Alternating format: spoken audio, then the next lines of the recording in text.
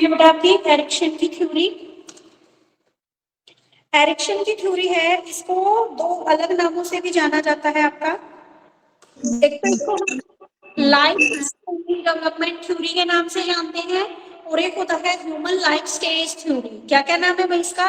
एक तो है हमारा एरिक्सन की थ्योरी साइको सोशल डेवलपमेंट के अलावा दो नाम और है इसके, लाइफ स्पेन डेवलपमेंट थ्योरी भी इसको बोलते हैं और ह्यूमन लाइफ स्टेज थ्योरी भी इसको हम बोलते हैं।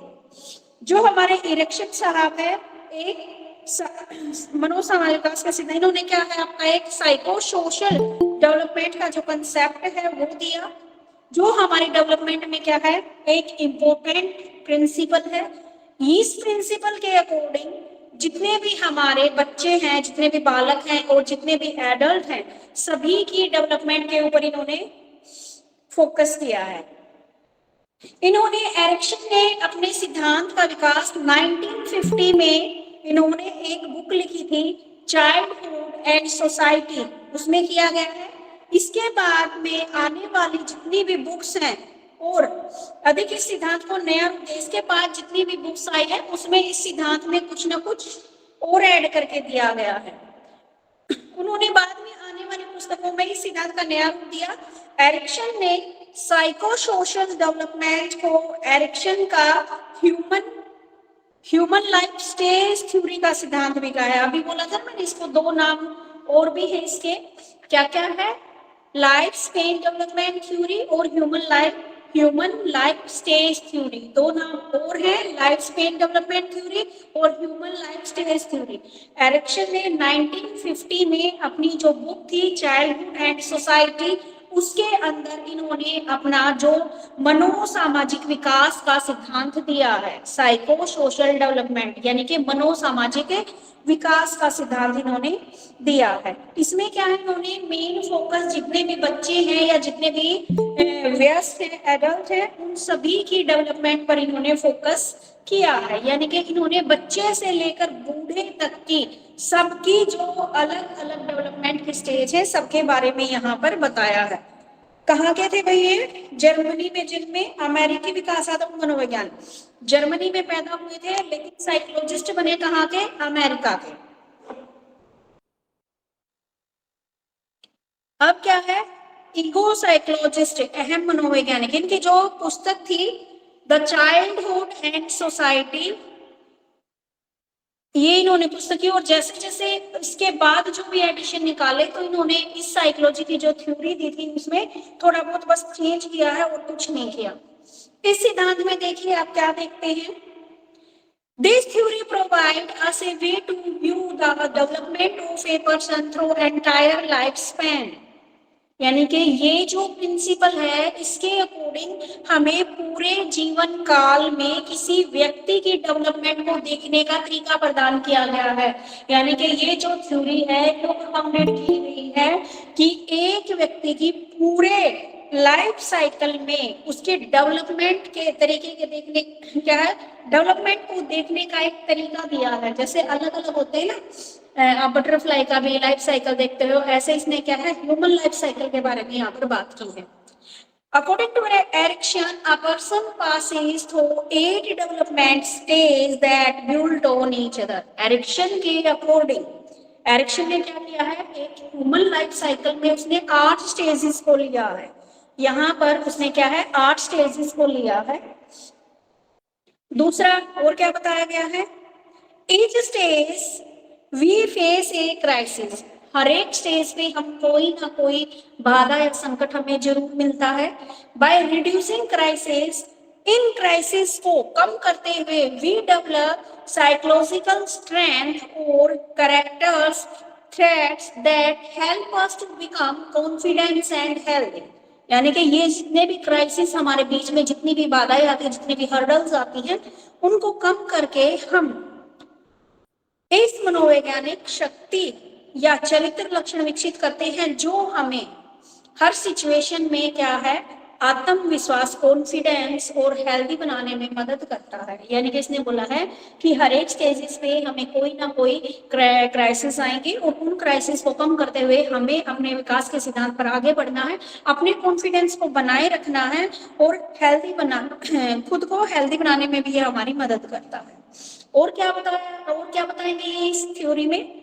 Erickson emphasized the impact of social factor for personality development. Erikson ने बोला है कि जो हमारे एक इंडिविजुअल का जो डेवलपमेंट होता है, जो हमारी पर्सनैलिटी की जो डेवलपमेंट होती है, उसमें बहुत से सोशल फैक्टर हमारे ऊपर इफेक्ट डालते हैं। ठीक है, और क्या बताया है?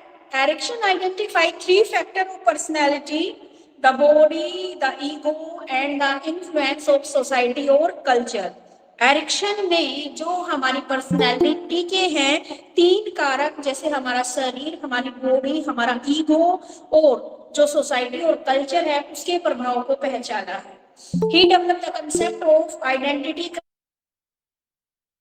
क्राइसिस। उन्होंने पहचान संकट की अवधारणा विकसित की है, इसकी साइकोलॉजी के बारे में था। उसके बाद आता है आपका, देखो एक बार फिर से रिवाइज कर देती हूँ क्या क्या बताया है। जो एरिक्सन साहब है उसने हमारी लाइफ साइकिल के दौरान यानी कि 8 स्टेजेस के बारे में वो बात करेंगे कि एक व्यक्ति की जो लाइफ स्टाइल है, जो लाइफ साइकिल है, वह 8 स्टेजेस से होकर गुजरता है।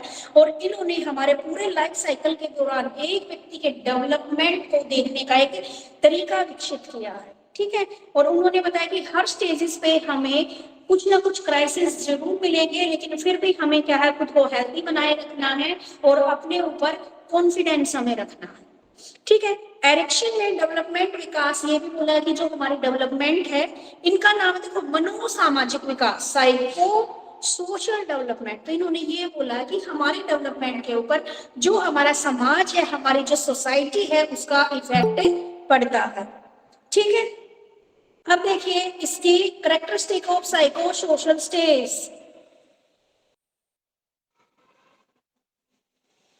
इसमें भी यही दिया गया है इसके सिद्धांत के बारे में। एरिक्सन के अकॉर्डिंग प्रत्येक मनुष्य के साथ एक ऐसी सिचुएशन उत्पन्न होती है जिसमें व्यक्ति के जीवन काल में एक संघर्षपूर्ण स्थिति उत्पन्न होती है, यानी कि वही क्राइसिस वाली बात इसमें दे रखी है। तो बेटा मैं एक बुक से नहीं, मैंने 3 बुक अपने सामने खोल रखी है।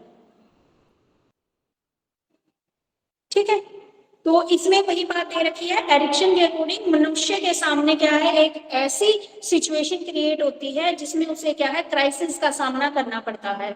दूसरे में इसने बताया है कुछ ऐसे तत्व होते हैं जो व्यक्ति पर या तो सकारात्मक या तो पॉजिटिव इफेक्ट डालेंगे, या कुछ क्या है हमारे ऊपर नेगेटिव इफेक्ट डालते हैं। यानी कि कुछ घटनाएं हमारे जीवन में ऐसी होती है जो हमें या तो पॉजिटिव तरीके से इफेक्ट करेंगी या फिर नेगेटिव तरीके से इफेक्ट करेंगे। अगर मनुष्य इन साइकोसोशल कंडीशंस में उत्पन्न स्थिति को सूझबूझ से सामना नहीं करता तो उसका मेंटल डेवलपमेंट क्या है, रुक जाता है और वह विकास के अगले पड़ाव तक नहीं पहुंच पाता है। इसमें एरिक्सन साहब ने ये बोला है कि अगर हम साइकोसोशल के ये जो हमारे सामने जो स्टेजेस आते हैं, अगर किसी स्टेजेस में हम क्या है कोई भी ऐसी स्थिति, क्राइसिस की स्थिति आ जाती है जिसमें हम क्या उसका सामना नहीं कर पाते, तो इससे हमारी मेंटल डेवलपमेंट पर इफेक्ट पड़ता है।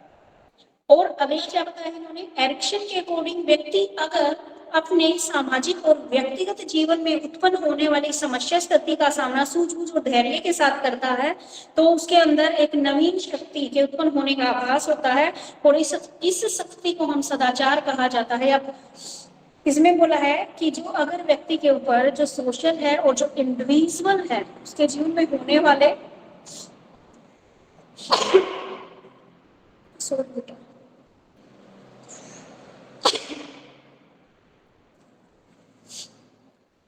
एरिक्सन ने क्या बताया है कि अपने जो भी हमारा सामाजिक है और जो भी हमारा व्यक्तिगत जीवन है उसमें उत्पन्न होने वाली जितनी भी समस्याएं हैं, अगर हम उनका सूझबूझ से और धैर्य से सामना करते हैं तो हमारे साथ हमें क्या होता है, कॉन्फिडेंस पैदा होता है हमारे अंदर कि हम किसी भी समस्या से लड़ सकते हैं।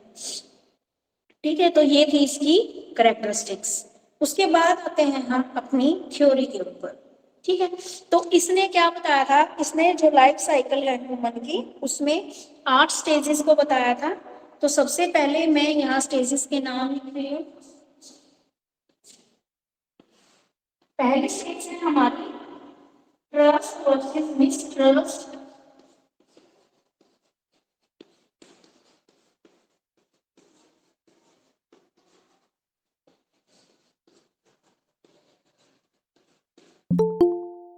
विश्वास बनाम विश्वास।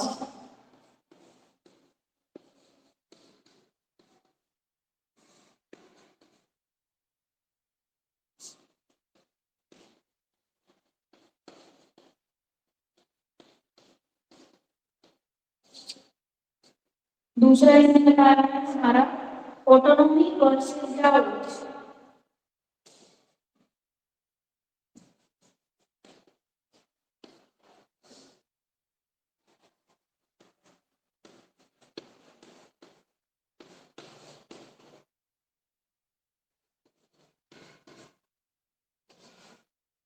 स्वतंत्रता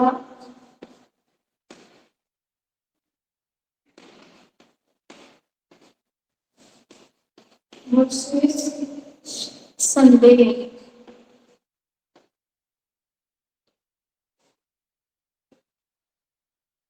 क्रिएटिव वर्सेस गिल्ट।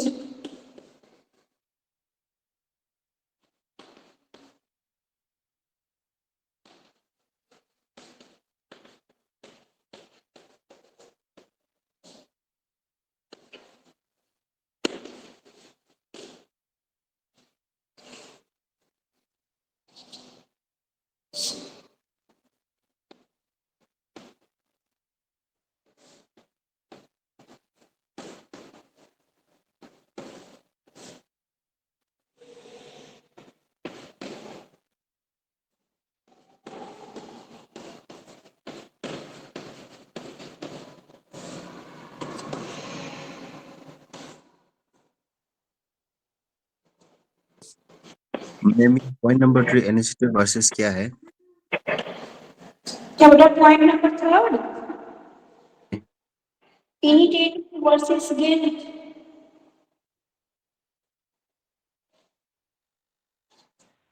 गिल्ट तो GUILT होगा ना। हाँ हाँ जी यू आई ऐसे ही बोलो मैं मिस्टेक लिखेगा GUILT।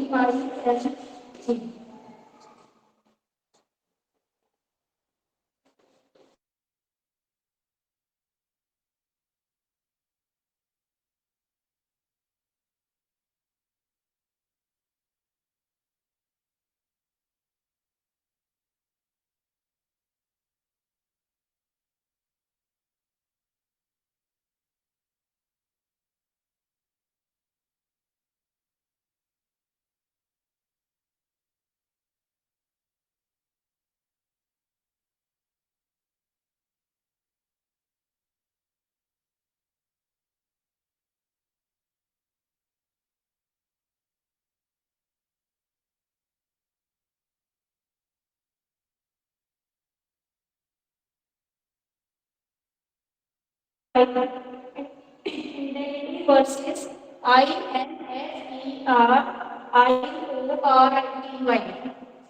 Okay ma'am.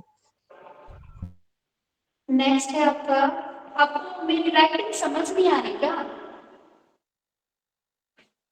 जी मैम, राइटिंग इतना विजिबल नहीं हो रहा, इसलिए आप वो कर दीजिए, एक बार रीड मैम कर दीजिए। राइटिंग तो समझ में आ रही बट स्पेलिंग का वो लग रहा है कुछ। आइडेंटिटी की स्पेलिंग में IDENTITY आइडेंटिटी है कि इंडेंटिटी समझ में नहीं आ रहा क्योंकि बुक में तो आइडेंटिटी नहीं है, इंटेनिटी। अच्छा INDENTY। आइडेंटिटी नहीं, इंटेनिटी। Okay ma'am.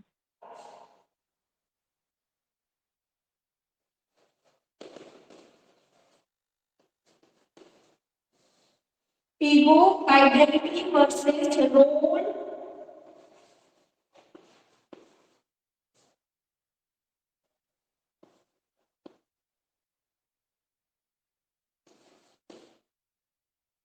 CONFAR।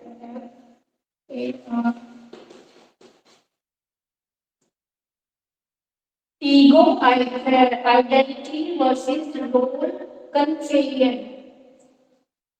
अहम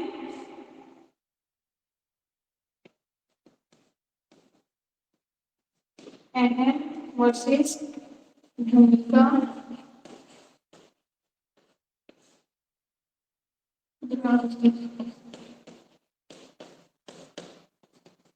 एक, दो, तीन, चार, पाँच। मैम वो ego identity versus role confusion है कि कन्फेरियन क्या लिखा है? कन्फेरियन, CONFARION। Okay ma'am. नहीं, अगर आप इसको ना रोल कंफ्यूजन भी लिख सकते हो। ओके मैम, ये कंफ्यूजन ज्यादा समझ में आ रहा है। दूसरे रोल कंफ्यूजन इसी रहेगा, दूसरे बुक में रोल कंफ्यूजन लिखा हुआ है।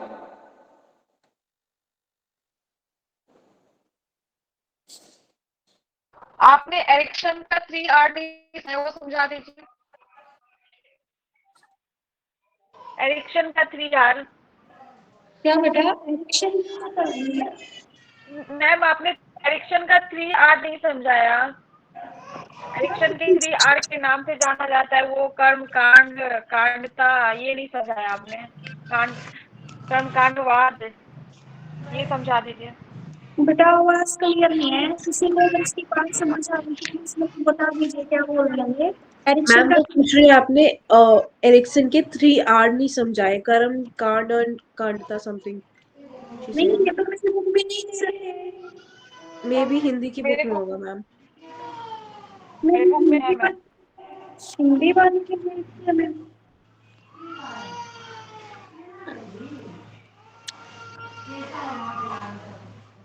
मैंने ये बुक नहीं ली आपकी,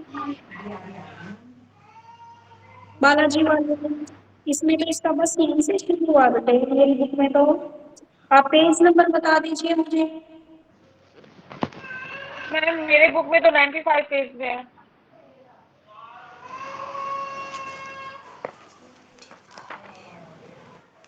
25 पेज पे है, तो सबसे पहले नहीं 95 मैम 95। ये बेटा, पब्लिकेशन लक्ष्मी पब्लिकेशन का है ये बुक। अच्छा अच्छा, चलो लक्ष्मी पब्लिकेशन की मैंने ली नहीं है, मैं कल ले लूंगी। ठीक है, लक्ष्मी पब्लिकेशन की मैं जो भी आपका डाउट है वो क्लियर कर दूंगी। ठीक है मैम, इसमें थैंक यू मैम। इसमें मैंने 2 बुक्स ले रखी है, टेक्स्ट बुक ले रखी है अपनी, और एक जो आपकी लगवा रखी है बालाजी वाले, वो उसमें दोनों में यही दे रखा है। ठीक है मैम। मैम एरिक्सन थ्योरी को और किस नाम से जाना जाता है वो भी एक बार आप लिख दीजिए। किसको बेटा? एरिक्सन थ्योरी जो अभी है इसको और 2 नामों से जाना जाता है ना, जो आपने बताया वो एक बार आप लिख दीजिए। हाँ जी, ये भी क्वेश्चन में कई बार पेपर में आ जाता है कि लाइफ स्पेन डेवलपमेंट थ्योरी किसने दी। इसको बोला जाता है एक तो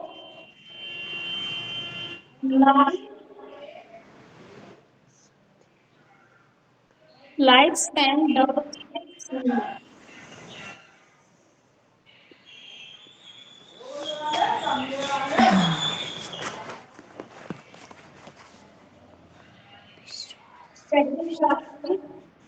ह्यूमन लाइफ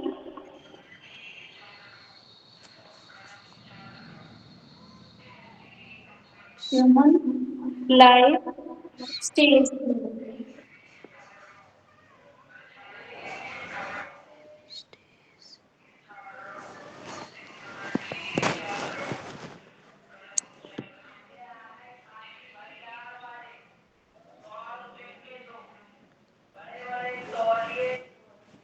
आगे नेक्स्ट पॉइंट है 6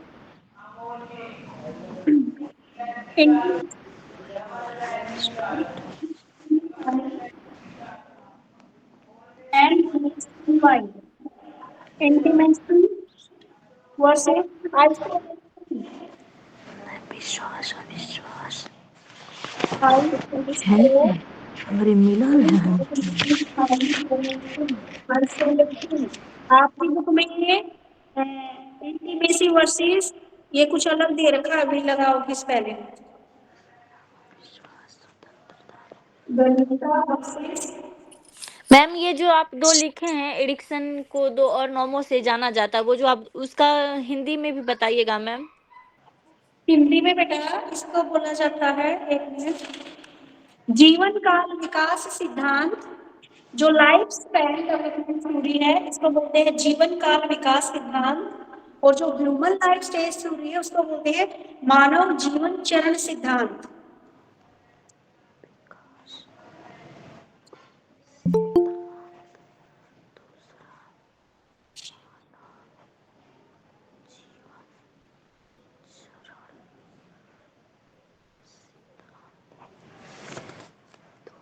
उसके बाद आता है आपका 7th वाला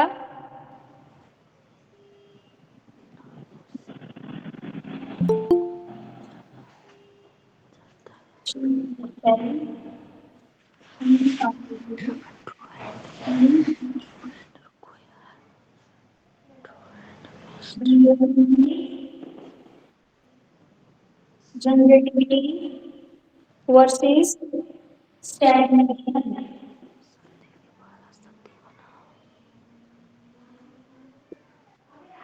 versus stagnation.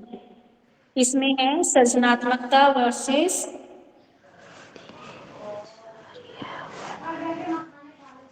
Low versus programme.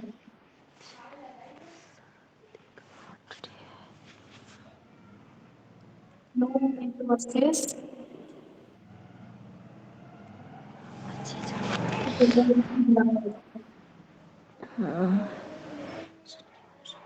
And last है मैम आपका आपका माइक खुला हुआ है, आप अपना माइक ऑफ कर दीजिए। एक लड़की का माइक खुला है, पूरे विस्परिंग की आवाज आ रही है। अच्छा आगे है ego ego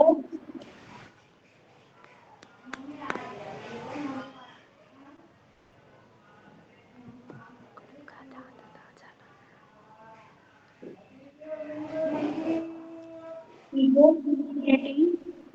versus despair despair despair संपूर्णता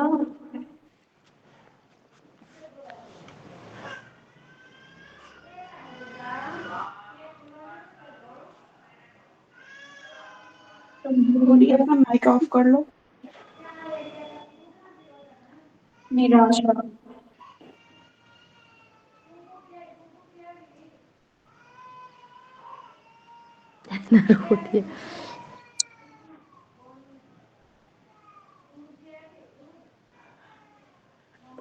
अब देखो भाई इलेक्शन में हमारी राष्ट्र नीति है फर्स्ट है हमारी ट्रस्ट में वर्सेस मिसट्रस्ट। अब इसमें जो आपकी बुक है उसमें जो जीवन काल दे रखा है उसमें भी थोड़ा डिफरेंस है और जो टेक्स्ट बुक में दे रखा है उसमें भी थोड़ा डिफरेंस है। पहले जो है आपकी ट्रस्ट वर्सेस मिसट्रस्ट जिसमें आपको विश्वास वर्सेस अविश्वास की जो सिचुएशन होती है ये आपकी बर्थ से लेकर 1.5 साल तक होती है 1.5 ईयर बर्थ टू 1.5 ईयर का ये टाइम होता है। इसमें आपकी मैम 1 मिनट लिखने दीजिए ना लास्ट पॉइंट। क्या बेटा 1 मिनट लास्ट वाला थोड़ा लिखने दीजिए।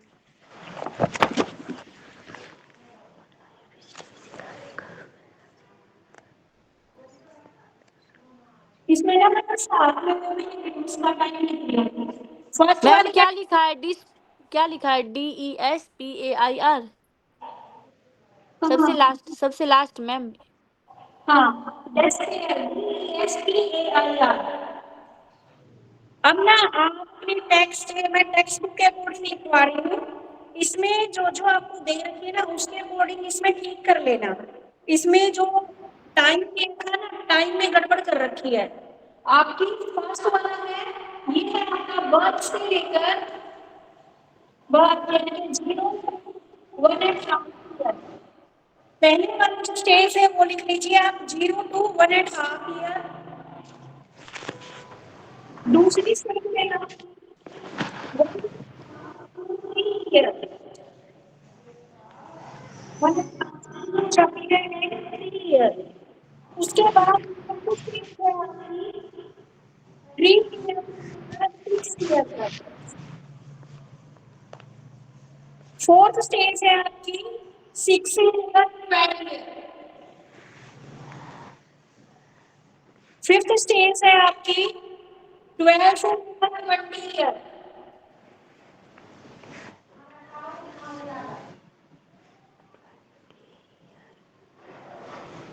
नेक्स्ट है आपकी 20 से लेकर 35 ईयर तक।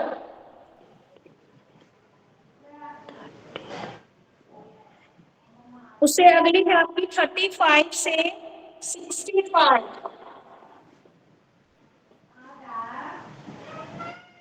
and 65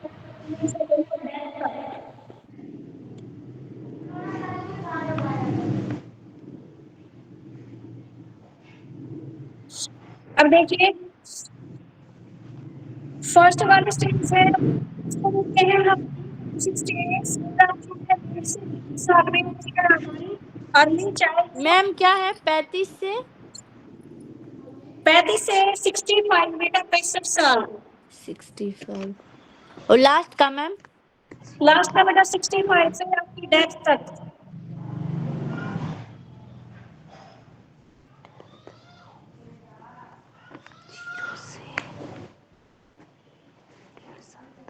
अरे कोई अपना माइक ऑफ कर लीजिए, किसी की आवाज आ रही है मैम।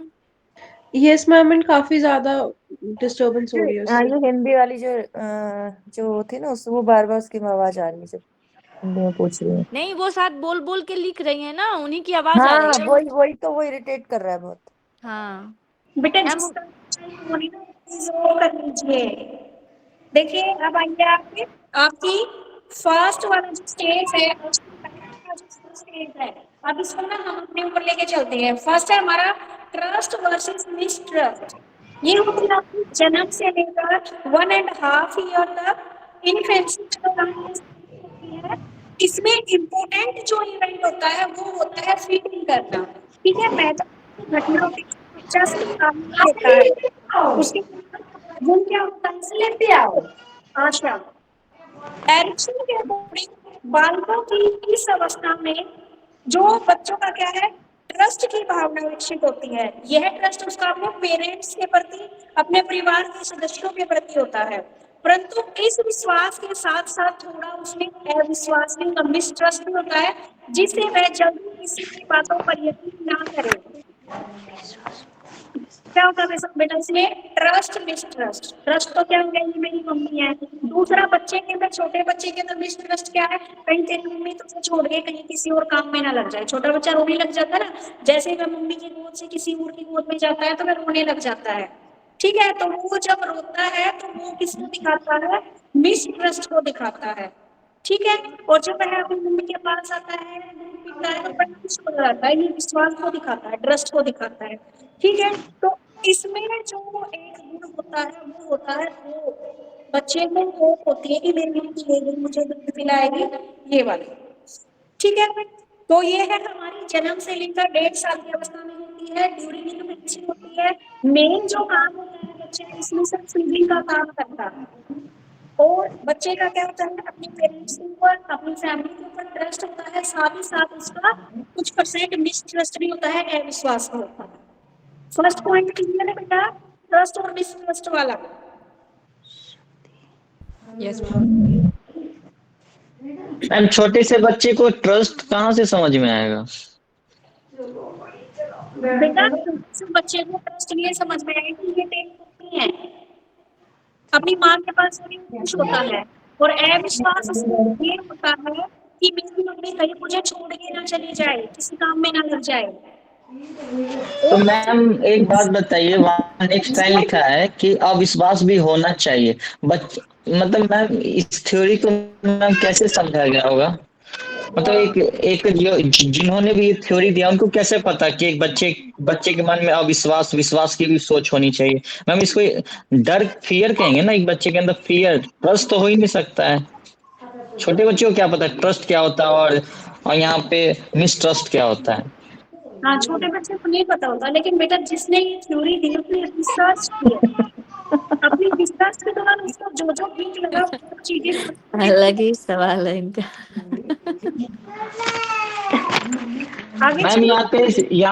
मैम यहाँ पे इनसिक्योर और सिक्योर मतलब फियर और सिक्योरिटी की होनी चाहिए। यहाँ पे मैम थोड़ा क्लियर कीजिए मैम, क्योंकि यहाँ एज को देख के मुझे थोड़ा अजीब लग रहा है डाउट। ट्रस्ट कहाँ से एक बच्चे को हो सकता है छोटी सी एज में? और उसमें भी मैम नेक्स्ट लाइन में लिखा विश्वास भी होना चाहिए, वे जल्दी किसी की बातों पर यकीन न करें। Ma'am how is it possible 0 अरे टू देखो, उस पूरे टर्म के लिए ना 1 ट्रस्ट ईयर का एंड यूज हाफ किया ईयर गया बच्चे है। को ये सुनो कहाँ से आ सकता है? सुनो सुनो सुनो, अगर तुम बुक खोलोगे, बुक में लाइन में अच्छे से लिखा हुआ है कि इन्फेंट्स की जो बेसिक नीड्स होती हैं वो चीजें उनका ओवरऑल लेके उसमें ट्रस्ट और मिसट्रस्ट लिखा हुआ है। उसमें देखो कंफर्ट भी लिखा हुआ है, सिक्योरिटी भी लिखी हुई है। तो बच्चे को वो जो उसको फील होता है अपने आसपास, उस वजह से वो रोता है या हंसता है या खुश रहता है, और उस ओवरऑल पॉइंट को लेकर वहां पे ट्रस्ट और मिसट्रस्ट लिखा हुआ है। चलो अब आगे, सेकंड आता है हमारा ऑटोनॉमी वर्सेस डाउट, आत्मनिर्भरता या शंका या लज्जा इसको बोल सकते हैं।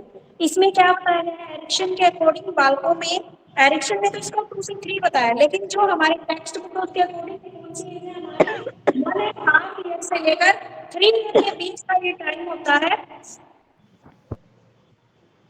इसमें क्या है कि सब यहाँ पर ऑटोनॉमी का ये मतलब नहीं कि बच्चे को सब कुछ करने के लिए छोड़ दिया जाए, बच्चे को हम अपनी ऑब्जर्वेशन के अंदर कुछ कार्य करने की उसको स्वतंत्रता दे देते हैं।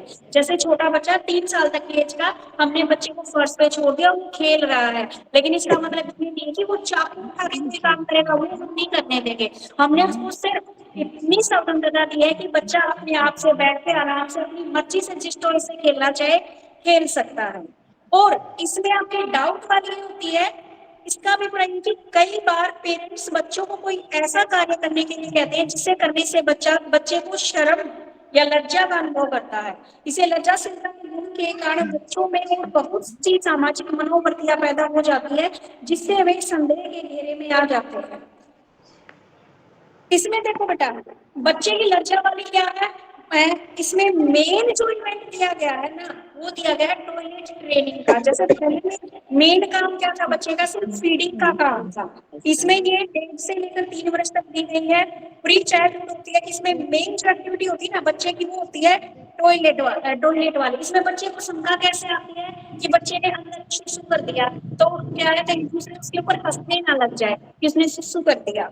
ठीक है, तो इसमें मेन जो इवेंट होता है वो होता है बच्चे को टॉयलेट ट्रेनिंग। और इसमें आपका जो बुक है उसमें ये बोला गया है कि बच्चे को हम क्या है ऑटोनॉमी भी देते हैं, थोड़ी सी स्वतंत्रता देते हैं कि अपनी इच्छा से वह खेल सकता है या इधर उधर। देखो हम बच्चे को, इतने छोटे बच्चे को घर से बाहर निकलने की स्वतंत्रता नहीं दे सकते, तो क्या है कुछ हमने उनकी ऑटोनॉमी दी है। और दूसरा उसका डाउट या शेम में क्या आता है उसका, कि बच्चे को जो टॉयलेट ट्रेनिंग है, अब बच्चे को पता लगने लगा, उसको बोलते हैं ना अरे तू अंदर घूम रहा है, तेरी शेम हो जाएगी। तो ये वाली उसमें किसकी से आती है, संदेह की स्थिति आती है या शर्म की स्थिति आती है। ठीक है, कि बच्चे को शर्म फील होती है कि बेटा तू तो नंगा, तेरी शेम हो गई। तो ये होता है आपका second point, autonomy versus same या डाउट इसको बोल सकते हैं। आगे आता है आपका, क्लियर है ना बेटा सेकंड पॉइंट। तीसरा है आपका initiative versus guilt. Initiative versus guilt पहल बनाम अपराध विरोधी अवस्था इसको बोलते हैं। ये लगभग 3 से लेकर 5 साल के बीच में मानी गई है। अब कृपया बीच में ये मत बोलना कि हमारी बुक में 4 से 6 साल लिखी है, ये मैंने पहले ही बता दिया है। 2 बुक्स में अलग अलग चीजें लिखी हुई हैं, तो जो मैं टेक्स्ट बुक से जो लिखवा रही हूँ वही एज नोट डाउन करना, क्योंकि ये जो बुक है ये आपकी प्राइवेट ऑथर की बुक है। अब आपकी इनिशिएटिव वर्सेस गिल्ट की अवस्था, ये हमारी 3 साल से लेकर 5 साल की एज में होती है। ये हमारी, इसको हम 3 साल से 5 अच्छा नहीं करता, 3 से 6 साल की अवस्था होती है इसमें। इसको हम प्ले एज या प्री स्कूल एज भी इसको बोल सकते हैं। इसमें मेन इवेंट होता है बच्चे का एक्सप्लोरेशन। बच्चा क्या करता है, खोज करता है। खोज करने का मतलब इस एज में बच्चा अपने टॉय, मान लीजिए लड़का है तो कार है, उसको पूरा खोल के इसमें क्या क्या पार्ट लगे हुए हैं, ठीक है, अपने टॉयज को तोड़ तोड़ के देखता है कि इसमें क्या है। तो एक्सप्लोरेशन का मेन इसमें काम होता है। ठीक है, इसमें बताया गया है आपका बच्चा दूसरे के कार्य को देखकर खुश होते हैं। आपकी बुक के अकॉर्डिंग बच्चा अपने एनवायरनमेंट और सोसाइटी से एक्टिव रहने और कार्यों में पहल करने का गुण सीखते हैं। यदि बच्चे में हीनता की भावना उत्पन्न हो जाती है तो वह खुद को कभी भी खुलकर व्यक्त नहीं कर सकता, यानी कि इसी में बच्चा क्या है, या तो शर्माना सीख जाएगा या इसी में बच्चा खुलकर बोलना सीख जाएगा। एरिक्सन के अकॉर्डिंग जब बच्चों में यह दोषिता का भाव आ जाता है तो बालकों में अनेक मनोविकार पैदा हो जाते हैं। यदि बच्चा इस सिचुएशन में उभर कर पहल करनी शुरू कर देता है तो उसके अंदर क्या है, एक अच्छा जो आत्मविश्वास है वो उत्पन्न हो जाता है। तो इसमें ऑल ओवर क्या बताया गया है आपका, इमिटेटिव वर्सेस गिल्ट, यानी कि ये वो अवस्था है, बच्चा स्कूल में जाना शुरू कर देता है, प्ले स्कूल में जाना शुरू कर देता है बच्चा, ठीक है।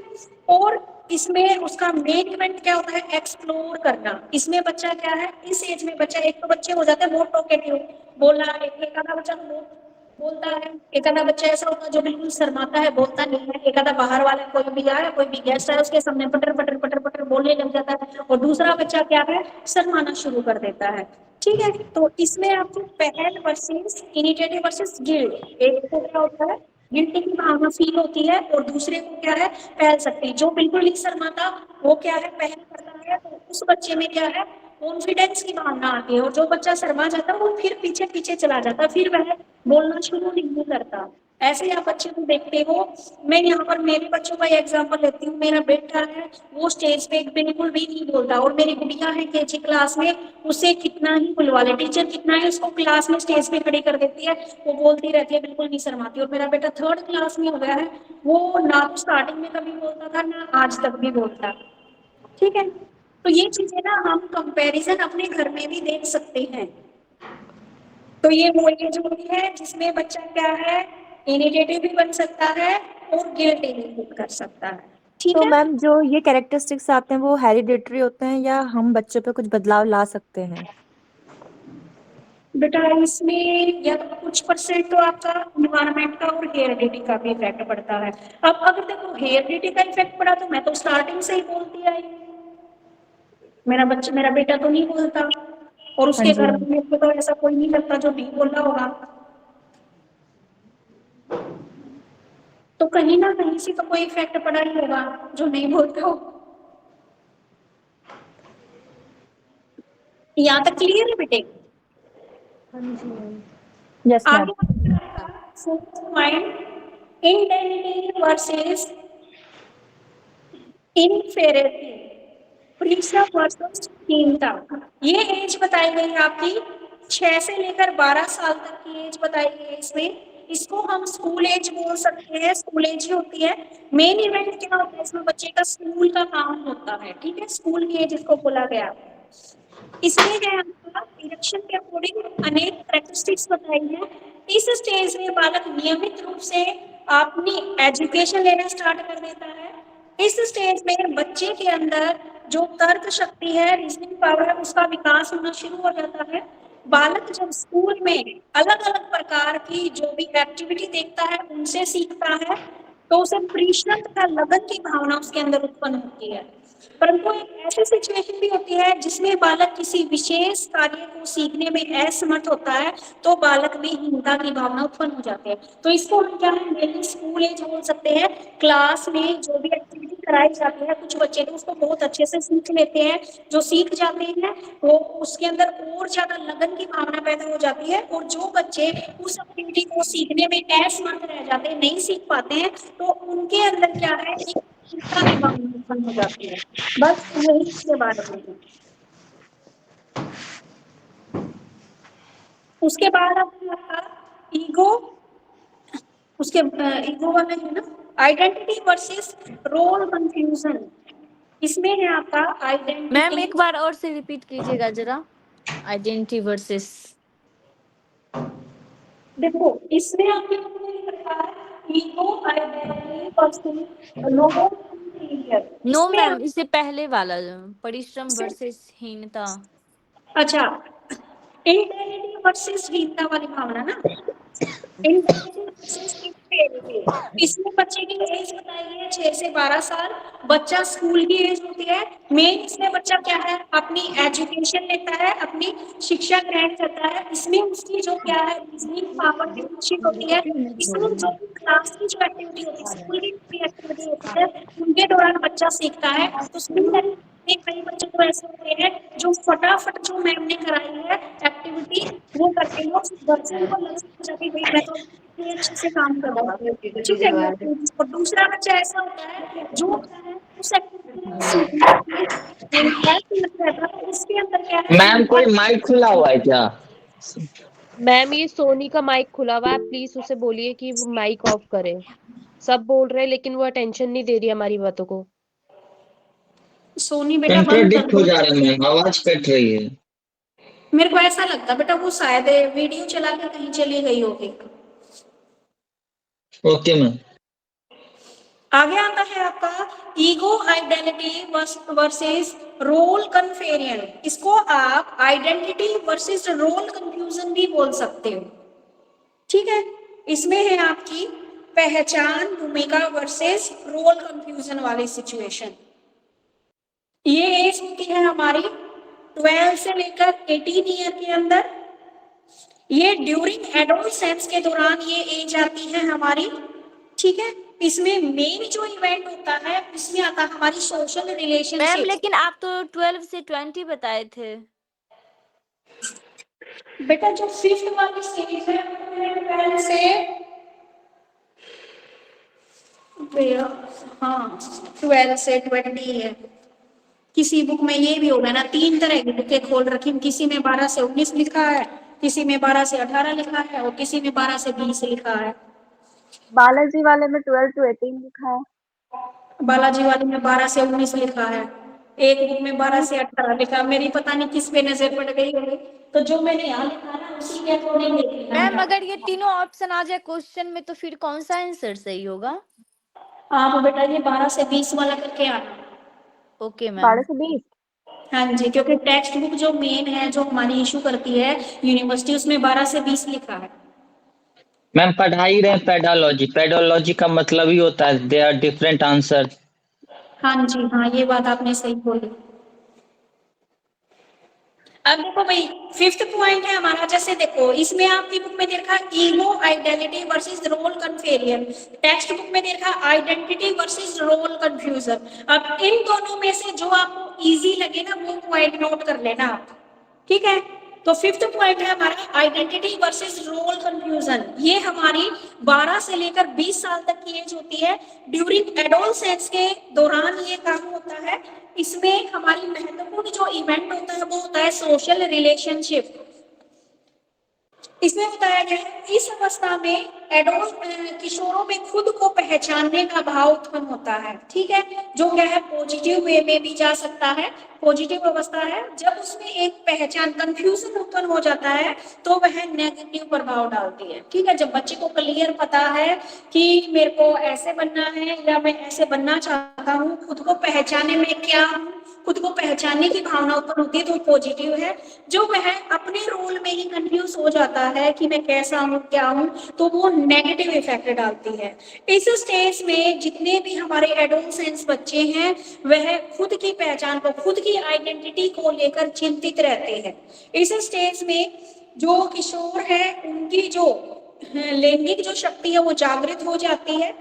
इस स्टेज में किशोर अपने आसपास का जो भी इन्वायरमेंट है और जो समाज में जुड़ने में कठिनाई महसूस करते हैं ये लोग। इस स्टेज में लड़के और लड़कियों में उद्देश्यहीनता की भावना दिखाई देती है। देखो भाई मैम इसमें एक क्वेश्चन पूछना था मैम, ऐसे हाँ मतलब एक जी। जनरल क्वेश्चन है कि मतलब जैसे ये सब सारी जो भावनाएं फीलिंग्स आती हैं तो जनरली जो बच्चा बहुत मतलब पढ़ाई को लेकर बहुत वो रहता है कि हमें आगे लाइफ में क्या करना है, कुछ बनना है, तो उसके अंदर ये पॉजिटिव और नेगेटिविटी का वो दिख सकता है। पर मैंने जनरली देखा है जो लड़कियां बहुत ज्यादा नहीं पढ़ी हैं, जिन्होंने जल्दी अर्ली एज में शादी कर ली है, तो उनके अंदर इस तरह की कॉम्पिटिटिव भावना नहीं होती हैं, उनको नहीं पता शायद कि ऐसी भी कोई फीलिंग्स होती है कि जिसमें हमें आइडेंटिटी क्राइसिस हो सकते हैं।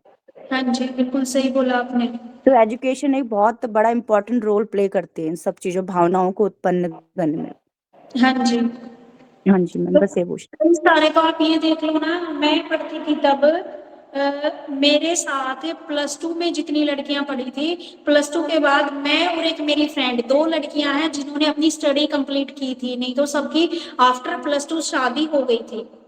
मैरिज के बाद उनके बच्चे ना मैम एक्चुअल में ना मेरी भी शादी होगी, मैं बीटेक करती थी, तो मेरा बहुत था कि मुझे जॉब करनी है, तो बीटेक के बाद जितने भी एग्जाम्स मुझे देने थे तो मेरी एज उसकी क्रॉस हो गई, तो फिर मैंने सोचा मुझे बीएड करना है करके। तो मुझे लाइफ में ऐसा कि करना है, कुछ करना है, कुछ करना है, तो मुझे आइडेंटिटी क्राइसिस होते हैं, तो कभी कभी मैं डिप्रेस भी हो जाती हूँ कि मुझे ऐसे खाली नहीं रहना। यहाँ पे अगर आपकी खुद की पहचान बनाने की भावना हो तो पॉजिटिव वे है। जब आप कंफ्यूजन में पड़ गए ना, तो आपके अंदर क्या हो गया, नेगेटिविटी की भावना, डिप्रेशन में चले गए, तो वो नेगेटिव इम्पैक्ट डाला उसने आपके ऊपर। हाँ जी मैम, हाँ जी। तो वो लाइफ में कुछ अचीव करने की भावना थी उससे। जो मेरी फ्रेंड है वो भी सोचते यार हम भी पढ़ लेते तो हम भी कुछ ना कुछ बन जाते, ठीक है। तो उनके अंदर ये वाला क्राइसिस अभी भी चला हुआ है कि हम उस टाइम पे पढ़ लेते तो हम ये बन जाते आज। बेटा ये पॉइंट हो गया क्लियर? आगे आती है आपकी इंटीमेसी वर्सेस आइसोलेशन, घनिष्ठता वर्सेस अलगाव की स्थिति ये होती है। इसमें बताई गई आपकी एज 20 से लेकर 35 के बीच ड्यूरिंग एडल्टहुड होती है। इसमें इम्पोर्टेंट जो इवेंट होता है वो होता है आपका इंटीमेट रिलेशनशिप, अंतरंग संबंध। इस अवस्था में व्यक्ति का वैवाहिक पारिवारिक जीवन शुरू हो जाता है। सही है बिल्कुल बात। व्यक्ति अपने आप को किसी न किसी जॉब में या बिजनेस में लगाकर अपने परिवार का पालन पोषण करने में सक्षम हो जाता है। इस स्टेज में व्यक्ति स्वयं के प्रति भी सजग रहता है और अपनी सही आइडेंटिटी और जो उसके स्वस्थ विचार है और व्यवहार का निर्माण करता है। इस अवस्था में कई बार ऐसा भी होता है कि व्यक्ति कुछ कारणों से लोगों के साथ अपने व्यक्तिगत संबंधता में घनिष्ठता विकसित नहीं कर पाता और खुद तक ही सीमित रहता है। इसे आइसोलेशन की स्थिति कहा जाता है। जब यह सिचुएशन किसी मनुष्य में अत्यधिक मात्रा में हो जाती है तो कई बार व्यक्ति का व्यवहार समाज तथा नैतिकता के विरुद्ध हो जाता है और अनेक विकारों की उत्पत्ति हो जाती है। यानी कि ये ऐसी सिचुएशन बताई है कि इसमें बंदा या तो बहुत अच्छा बन जाएगा, घनिष्ठ रिलेशन बन जाएंगे, या फिर उनके बीच में क्या है, आइसोलेशन, रिश्ता टूटने की कगार भी यही होती है हमारी 20 से लेकर 35 ईयर के बीच में। आप देखते हो जितने भी आप अलगाव के केस देखते हो उसमें इसी बीच में सबसे ज्यादा होता है 20 से लेकर 35 साल के बीच में। अगर आप तलाक की बातें देख लो तो ये इसी एज में सबसे ज्यादा होती है। क्यों? उसके बाद तो 35 की एज के बाद तो इंसान ये सोचता भाई मेरे बच्चे बड़े हो रहे हैं, मेरे को इनकी स्टडी का देखना है। क्योंकि आप ये लगा लो 35 में आते आते बच्चा 8th 9th में तो हो ही जाता है जिसके पेरेंट 35 पार कर लेते हैं। तो इसमें क्या क्या बताया गया है, आपकी शादी का जीवन भी इसी एज में शुरू होता है। लोगों का जो व्यवसाय होता है 20 साल से पहले तो बच्चे कॉलेज में थे, ठीक है। मैम आजकल तो लोग 30 की एज में शादी कर रहे हैं, उनका क्या? तो इसमें सारे ही आ गए, जरूरी थोड़ी ना 20 साल की एज में शादी होगी। इसने टाइम दिया 20 से लेकर 35 के बीच में कि इसमें शादी हो जाती है ऑलमोस्ट बंदों की, और वो अपना जिसको अपनी जॉब पकड़नी होती है वो पकड़ लेता है। अब कई बंदे तो ऐसे हैं जिनको 20 की एज में जॉब मिल जाती है और कई बंदे ऐसे जो 40 की एज में शादी करते हैं वो, क्या जिनकी शादी 40 की एज में होती है वो वो तो गड़बड़ है एक्सेप्ट होते हैं बेटा। मैक्सिमम की बात यहाँ पर की गई है। वो सब तो एक्सेप्शन में आ जाते हैं मैम। 40 इयर्स तो काफी ज्यादा हो जाता है ना। ऑलमोस्ट की बात जहाँ आती है तो ऑलमोस्ट बट आजकल मैम आज की जनरेशन में मतलब 28 to 30 एज में बहुत कॉमन हो गई है शादी की, तो इसलिए कह रही हूँ। हाँ, तो इन्होंने भी तो 20 से लेकर 35 बोला है। ऑलमोस्ट बंदों की हो जाती है, एक आधा बंदा बचता है जिसकी 40 के पास जाती है। ऐसे तो आप बोल दोगे कि तुम दूसरी शादी भी हो सकती है कईयों की। तो इसमें क्या बताया गया है, जिसको जो जिस पेशे में जिसको लगना होता है वो बंदा सेट हो रखा होता है। 35 साल तक की एज तक जो बंदा जिस काम में होता है वो उसमें सेट हो रखा होता है, चाहे वो बिजनेस में हो चाहे वो अपनी जॉब में हो, ठीक है, तो यही वो सिचुएशन है जिसमें एक तो या तो ये फीलिंग आती है कि भाई हमारी तो बहुत अच्छे रिलेशन है, और यही वो एज होती है जिसमें हमें है आइसोलेशन वाली एज भी इसी को बोलते हैं। आगे आते हैं आपकी जनरेटिविटी वर्सेस स्टैग्नेशन, लोकहित वर्सेस स्थिरता। ये वाली एज है हमारी 35 से लेकर 65 तक की एज। इस स्टेज में मनुष्य के अंदर लोकहित की भावना उत्पन्न हो जाती है, वह दूसरों का कल्याण और समाज को उन्नत बनाने का प्रयास करता है। ठीक है, वास्तव में लोकहित का अभिप्राय बुजुर्गों या प्रौढ़ व्यक्तियों द्वारा अपनी जगह आने वाली पीढ़ी के हित के बारे में सोचना। ठीक है भाई, 65 तक एज आ गई है बंदे की, 35 से लेकर 65, तो अब वह अपने बारे में नहीं सोचता। अब 35 क्रॉस करने के बाद 65 वह अपने बच्चों के बारे में सोचना शुरू कर देता है। कई लोग तो इस एज में आकर 65 की एज तक आते आते दादा दादी बन चुके होते हैं, तो वो क्या है, अपने बच्चों के बारे में सोचते हैं। अब ये स्टेज मैम वो अपने बारे में नहीं सोचते। मैम आपने कौन सी एज में सीटेट क्लियर किया था? भाई मेरे को 4-5 साल हो गए, मेरी मैम 2015 में बीएड हुई थी। अच्छा मैम, हाँ, और सीटेट क्या सीटेट में जो आप क्लियर हुआ था तब आपकी एज क्या थी मैम? भैया मेरे को एज नहीं, मेरी जैसे कोरोना से पहले हुआ था, और एब्स्ट्रैक्ट मेरा 7 हो गया था 2015 में ही। Okay ma'am. हाँ, अब देखो बेटा, मैम आप दिल्ली मैम में रहने मैम वाले हैं क्या मैम? इसमें लोकहित के बारे में सब सोचते हैं, वे अपनी आने वाली पीढ़ी के हित के बारे में सोचते हैं। जब व्यक्ति इस स्थिति का सफलतापूर्वक सामना करके उसमें से बाहर आ जाता है, तो ऐसी सिचुएशन में एक विशेष मनोसामाजिक शक्ति उत्पन्न होती है, जिसे हम क्या बोलते हैं, देखभाल कहा जाता है। ठीक है, इसमें क्या है, उत्तम पूर्णावस्था होती है, वर्क एंड पेरेंटहुड। इसमें जो सी भावना, जो सी इवेंट होती है, वो वर्क की और पेरेंटहुड की, काम करने की और सिर्फ अपने बच्चों का भला सोचने वाली ये एज आ जाती है। ठीक है, और देखा जाए तो ये बिल्कुल सही है भाई। 35 से ऊपर जो बंदा आ जाता है 65 तक की एज तक, वो यही सोचता है मेरे बच्चे ऐसे बन जाए, मेरे बच्चों का ये हो जाए। ठीक है, या फिर जो जॉब कर रहा है वो पूरा दिन अपने काम में ही बिजी रहता है। अब ये मौज मस्ती वाली तो टाइम चला गया। अच्छा मैम एक बात बताइए, इस थ्योरी को अगर गलत करना हो तो फिर कैसे करेंगे कल को? बेटा ऐसा कर, ये जिसने दी है ना ये थ्योरी, उसके ऊपर केस कर दे तू। नहीं मैम, जैसे आज के टाइम में ये थ्योरी थोड़ा सा है ना कंट्राडिक्ट कर रहा है, मतलब आज के सोसाइटी को देख के ऑल ओवर वर्ल्ड में। तो मैम अगर कल को ये थ्योरी मैं देना चाहूँ, चेंज करना चाहूँ, तो हाउ इज इट पॉसिबल, कैसे ये पॉसिबल होगा? Ma'am what is the second last point ma'am? What is the second last point? बेटा आप इसको सिर्फ क्रिटिसाइज कर सकते हो, थ्योरी को थोड़ी ना चेंज कर सकते हो। अब जिसने दी थी बेचारा, उसको तो स्वर्ग सितारे भी पता नहीं कितना टाइम हो गया होगा। Okay ma'am. तो इसमें आप क्या कर सकते हैं, इस थ्योरी को क्रिटिसाइज कर सकते हो। बाकी मैंने तो जितनी स्टेजेस देखा है भाई, मैंने तो ऐसा ही देखा है। या ये लगा लो हम थोड़े पुराने विचार के हैं, हम 19 वाली एज में पैदा हो रखे, तो इसलिए हमें ये ठीक लगती है theory. Ma'am what is the second last point? Will you please? आपको लग सकता है कि इसमें थोड़ी खराबी है, पर मेरे को तो जितनी ये स्टेज जो एज बोली उसके अकॉर्डिंग यही फीलिंग आई है। Ma'am what is the second last point? हाँ जी, what is the second last point after second point अभी बताओ। Second last point? Second last, okay. इसमें आपका जनरेटिविटी वर्सेस स्टैग्नेशन, इसमें बोला गया है एक होती है ना, ये आपकी लोकहित और शिथिलता आ जाते हैं। आप इसमें अपने बारे में नहीं, सिर्फ अपने काम के बारे में और पेरेंटहुड वाली ये जो घटना होती है, इसके अंदर मेन जो इवेंट होता है वर्क और पेरेंटहुड।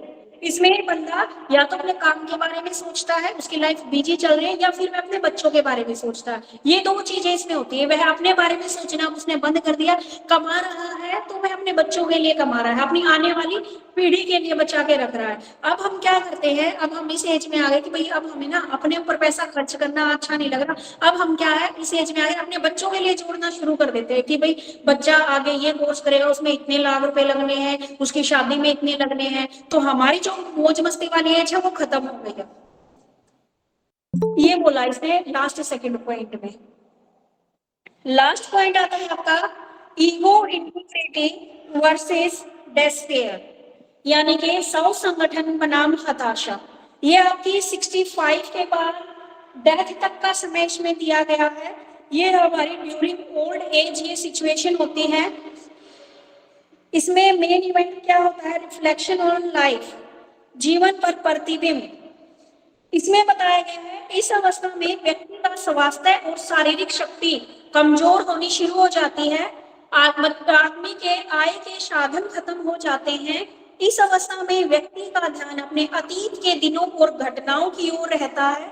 जब वह बीते दिनों की सफलताओं के बारे में सोचता है तो बड़ा खुश होता है, और असफलताओं के बारे में सोचता है तो निराश होता है। यदि कोई व्यक्ति अपने अतीत की असफलता चिंतित रहता है तो उसमें निराशा की भावना उत्पन्न होती है, और जब वह क्या है सफलताओं को देखता है तो उसके अंदर अहम संपूर्णता की भावना, उसमें ईगो इंटीग्रिटी की भावना उसके अंदर होती है। अब देखो भाई, ये जो एज होती है हमारे दादा वाली, जिसमें बच्चे ऑलमोस्ट सारे क्या है दादा दादी बन चुके होते हैं 65 साल के, फिर वो सोचते हैं कि भाई अब तो हमारा, अब देखो जो कोई गवर्नमेंट जॉब था उसकी तो पेंशन हो जाती है, लेकिन कई व्यक्ति हैं, बहुत सारे ऑलमोस्ट ऐसे हैं जो प्राइवेट जॉब थे, प्राइवेट जॉब वालों की तो कोई पेंशन नहीं होती, जो सरकार जो बुढ़ापा पेंशन देती है 2-3 हजार वही होती है। तो इसमें कई सारे व्यक्ति तो ऐसे होते हैं जो ये सोच के, जिन्होंने जिंदगी में बहुत खूब पैसा कमाया, बहुत अच्छे से अपने बच्चों को सेटल किया, वो तो खुश हो जाता है कि भाई मैंने अपनी जिंदगी में ये काम किए, मेरे सारे काम में मैं संतुष्ट हूँ। दूसरा एक बंदा ऐसा है जिसने हमेशा असफलताएं की और अभी भी उसके जीवन में लड़ाई झगड़े, तो वे उसको देखकर चिंतित हो जाता है, तो उसके अंदर निराशा की भावना उत्पन्न हो जाती है। तो ये वाली स्टेजेस आती हैं। तो ये हमारी 8 स्टेजेस थी। इसमें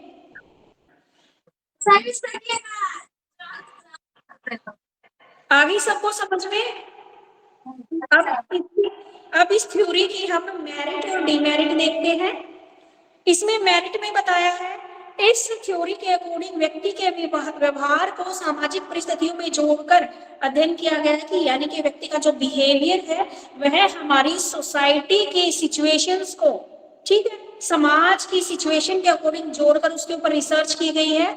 इस सिद्धांत में जो भी हमारे एडोलसेंस में होने वाले परिवर्तनों पर प्रकाश डाला गया है। इस थ्योरी में व्यक्ति के जो निराशावादी दृष्टिकोण है उसके साथ साथ उसके आशावादी दृष्टिकोण को भी शामिल किया गया है, यानी कि व्यक्ति की सफलताओं के साथ साथ उसकी असफलताओं को भी इसमें दर्शाया गया है। एरिक्सन ने अपने सिद्धांत में व्यक्ति की आरंभ से लेकर अंत तक की जितनी भी साइको सोशल स्टेज होती है उनको अलग अलग ढंग से दिखाया गया है। उसने अलग अलग ढंग से उसके ऊपर चर्चा की है। अब क्या है भाई, जैसे कुछ अच्छाइयां हैं तो इसकी क्या है, कुछ डीमेरिट भी है आपकी, ठीक है, जिसमें एक ये हमारा बच्चा जिसके ऊपर केस करेगा तो वे डीमेरिट हम सुन लेते हैं। कुछ विद्वानों का कहना है कि एरिक्सन का जो सिद्धांत है वह फ्रायड के, सॉरी मैम, केस नहीं करना है। अरे नहीं बेटा, देखो क्रिटिसाइज आपके फेवर में है तो बहुत सारे बच्चे क्रिटिसाइज वाले भी खड़े होंगे, ठीक है। और अच्छी बात है, हम किसी चीज को देखो सबका नजरिया जो होता है ना देखने का वो अलग होता है, तो आपका नजरिया है डीमेरिट्स में हम खुद के थॉट्स भी लिख सकते हैं इस थ्योरी के बारे में। इस थ्योरी के आप एग्जाम्पल के थ्रू लिख सकते हो अपने थॉट जो हमें ठीक नहीं करते मैम। जैसे देखो आपको क्या बुकिश लैंग्वेज तो याद ही नहीं होगी क्योंकि ब्रॉड लर्निंग वाली आपकी चीजें जा चुकी है।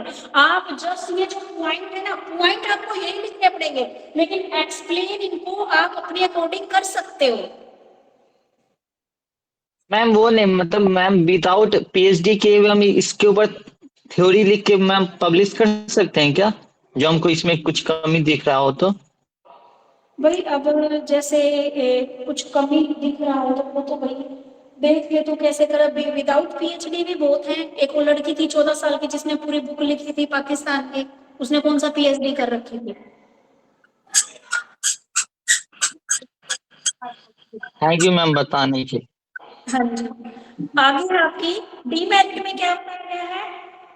एरिक्सन ने केवल इसे और अधिक सरल बना दिया कि कुछ ने जिन्होंने क्रिटिसाइज किया उन्होंने बोला कि एरिक्सन ने फ्राइड की थ्योरी को ले लिया है यहाँ पे, और इन्होंने फ्राइड वाली थ्योरी को और इजी बना दिया है। अभी हमने फ्राइड की थ्योरी नहीं पढ़ी है कैसी नहीं है। एरिक्सन के सिद्धांत में अधिक आशावादी दृष्टिकोण पाया गया। इसने बोला कि इसने तो बिल्कुल इजी बना दिया, सारी चीजों को पॉजिटिव दिखा दिया, लेकिन हमारी लाइफ में कुछ और चीजें भी होती है, बहुत नेगेटिव चीजें भी होती है। एरिक्सन ने कहा है कि व्यक्ति बदलती हुई सिचुएशन में एडजस्टमेंट करके एक उत्तम नागरिक बन जाता है, परंतु ऐसा सदैव जरूरी नहीं होता। आगे सोल्ज नामक का जो एक साइकोलॉजिस्ट है, उसने एरिक्सन के सिद्धांत की अंतिम जो अवस्था है उसकी आलोचना करते हुए कहा है कि एरिक्सन ने इस स्टेज का पूर्ण तथा स्पष्ट रूप से वर्णन नहीं किया है। उनके अनुसार अंतिम अवस्था में व्यक्ति का विकास उतना नहीं होता है जितना कि एरिक्सन ने वर्णन किया है। तो इसको क्या है, जैसे जैसे इस थ्योरी के कुछ मेरिट है, गुण है, तो इसके अवगुण भी साथ में दिए गए हैं। तो आप कंक्लूजन में लिखोगे भाई जहां पर फूल है कांटे तो होंगे। ठीक है, एक व्यक्ति के अगर फेवर में तो अगेंस्ट में भी मिलेंगे। तो ये थी हमारी थ्योरी। इसमें कोई दिक्कत ना हो तो मैं नेक्स्ट पॉइंट पे चलूं हमारे, फिर आज हमारी क्या है ये कंप्लीट हो जाएगी यूनिट। मैम जैसे आजकल कितने ओल्ड एज पीपल भी ऐसे हैं जिनके कुछ सपने रहे होंगे कि हमें कुछ ट्रैकिंग करनी है, कुछ हाइट में जाना है, हम ऐसे हैं, तो कितने ओल्ड एज अपना एक ग्रुप बनाते हैं कि हम अपना ये सपना पूरा करेंगे। तो फिर वो किस कैटेगरी में आते हैं? तो वो तो इस कैटेगरी में मतलब फॉल ही नहीं करते हैं, वो तो अपने लिए भी एक इसने यही तो किया ना कि जो लास्ट वाली स्टेज है इसने अच्छे से एक्सप्लेन नहीं किया, इसने तो सिर्फ पॉजिटिव वे में बता दिया इसको, लेकिन कुछ चीजें क्या है इसके नेगेटिव भी है। तो मैम आज की जनरेशन हम देख सकते हैं कि काफी इवोल्यूशन भी हो चुका है, हाँ मतलब जी, एज के अकॉर्डिंग। अब इसने जो थ्योरी दी थी बेटा 1950 में दी थी, लगभग आप देख लो 74 ईयर हो गए हैं, तो उसके बाद तो बहुत चेंज हो गया ना। हाँ जी और मैम। 1950 में भी उस टाइम के जो लोग थे उनके ऊपर रिसर्च करके बताया, तो अब तो टाइम 70 ईयर 74 या 75 ईयर। तो मैम आप शायद अब किसी को नई थ्योरी लिखने का टाइम आ गया। हाँ, मतलब कुछ तो चेंजेस करने चाहिए। मैम हम लोग को इसलिए पढ़ाया जा रहा है कि ये थ्योरी को पढ़कर हम लोग कुछ नया थ्योरी बनाए। हाँ जी, आप बना सकते हो, लेकिन मैं इस थ्योरी को भी गलत नहीं कह रही। कहीं कोई यूट्यूब पे देख और मेरे ऊपर केस करा भी ले, तो भाई ये थ्योरी ठीक है, हाँ, लेकिन ये कि समय के अकॉर्डिंग कुछ चेंजेस जरूरी होते हैं। मैम तभी मैम एक और आपको बता देता हूँ मैम, राइट टू स्पीच है हमारे पास, फ्रीडम दिया हुआ। केस तभी होता है ना जब आप उसके ऊपर कंट्राडिक्ट करते, तब दिक्कत नहीं है। आप जब उसके ऊपर एक अपना स्टेटमेंट देने की कोशिश करते तब गलत है, इसलिए आप डरिए मत। है ना, सिर्फ इंडिया में है, बाहर की कंट्री में नहीं है, अपने इंडिया में है right to speech. No ma'am, human rights के अंदर अलाउड है। अच्छा, फिर ठीक है।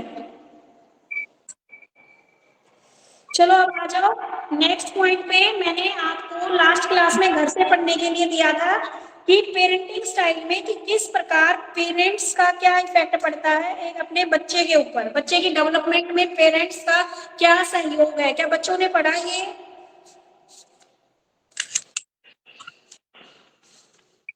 हाँ जी मैम। समझ में आ गया था सबको? Yes ma'am. तो चलो अब इससे का एक लास्ट पॉइंट है, इम्पैक्ट ऑफ मीडिया। मीडिया का क्या इफेक्ट पड़ता है चिल्ड्रन के ऊपर और एडोलसेंस के ऊपर।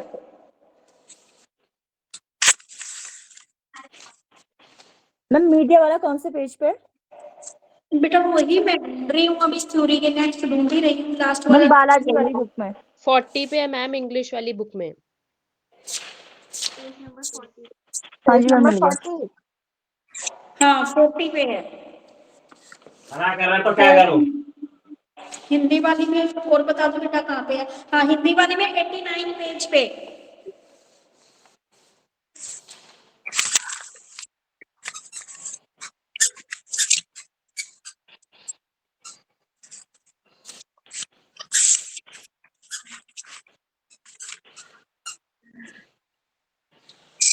अब देखो,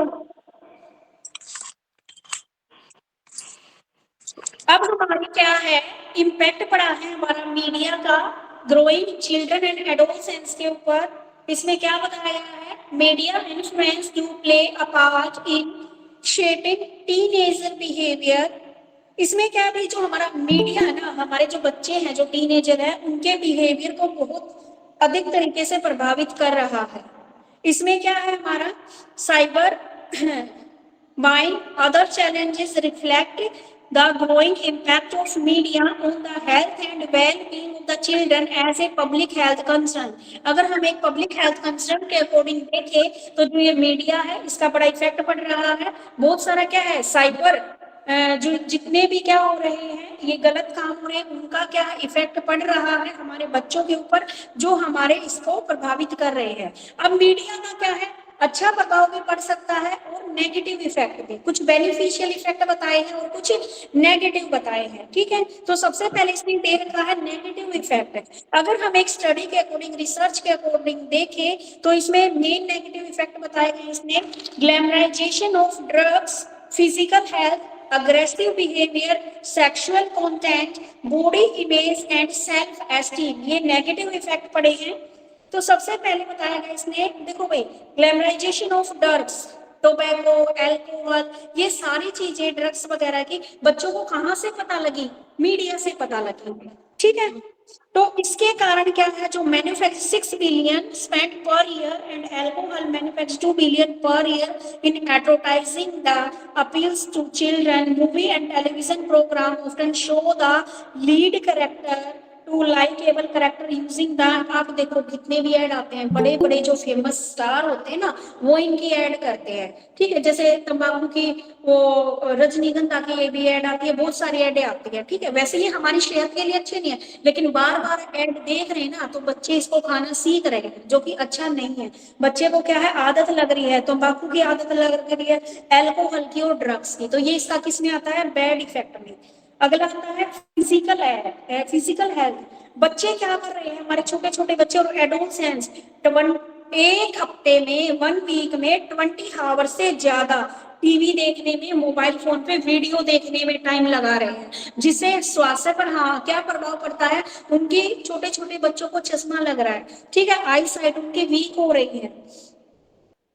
और क्या है इसमें, डेफिशिएट डिसऑर्डर, हाइपर एक्टिविटी उनके अंदर पैदा हो रही है, हाइपर एक्टिविटी उत्तेजना वाली। उसके बाद आता है अग्रेसिव बिहेवियर। मीडिया में क्या है, वायलेंस इंक्रीज और इसको अग्रेसिव बिहेवियर का जो रिस्क है वो भी बढ़ता जा रहा है बच्चों के अंदर और किशोरों के अंदर।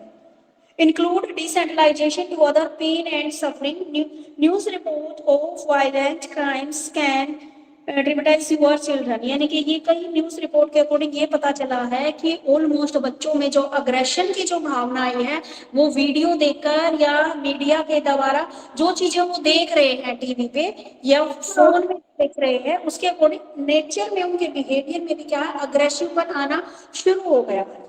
Sexual content, television affect, adolescence के ऊपर बड़ा इफेक्ट डालता है ये सेक्सुअल कंटेंट। ठीक है, उसके बाद है हमारा body image and self esteem. Body image and self esteem is widely affected by advertising in the media. When adolescents fall short of their own expectation based on media image, self esteem can suffer. Body image and self esteem, बच्चे क्या कर रहे हैं, अब इसमें है हमारे इसका सर, एक बेटा 1 मिनट पढ़ना इस पॉइंट को।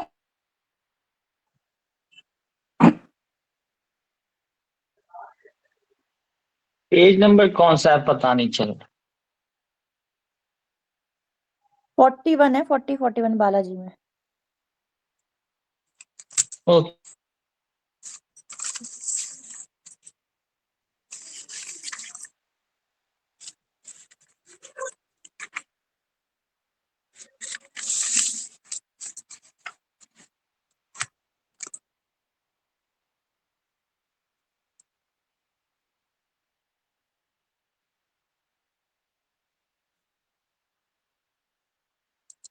मेरे पास भूपेंद्र सिंह का है, उस पे तो नहीं।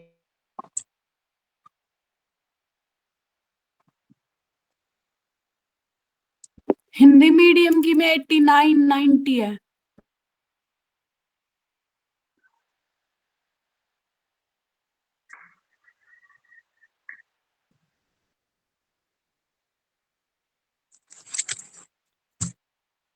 बेटा किसी को पता है क्या कैरेक्टर और मोरालिटी में क्या डिफरेंस है?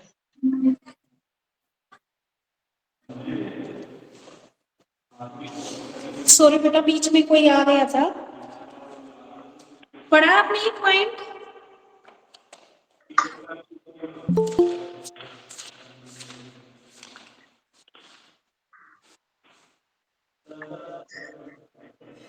उसके बाद इसके बॉडी सेल्फ एस्टीम पे मैं आपको छोड़ के गई थी, ठीक है? पढ़ लिया सबने पॉइंट? अगर समझ में आ रहा है तो ठीक है, नहीं तो फिर मैं बताऊं।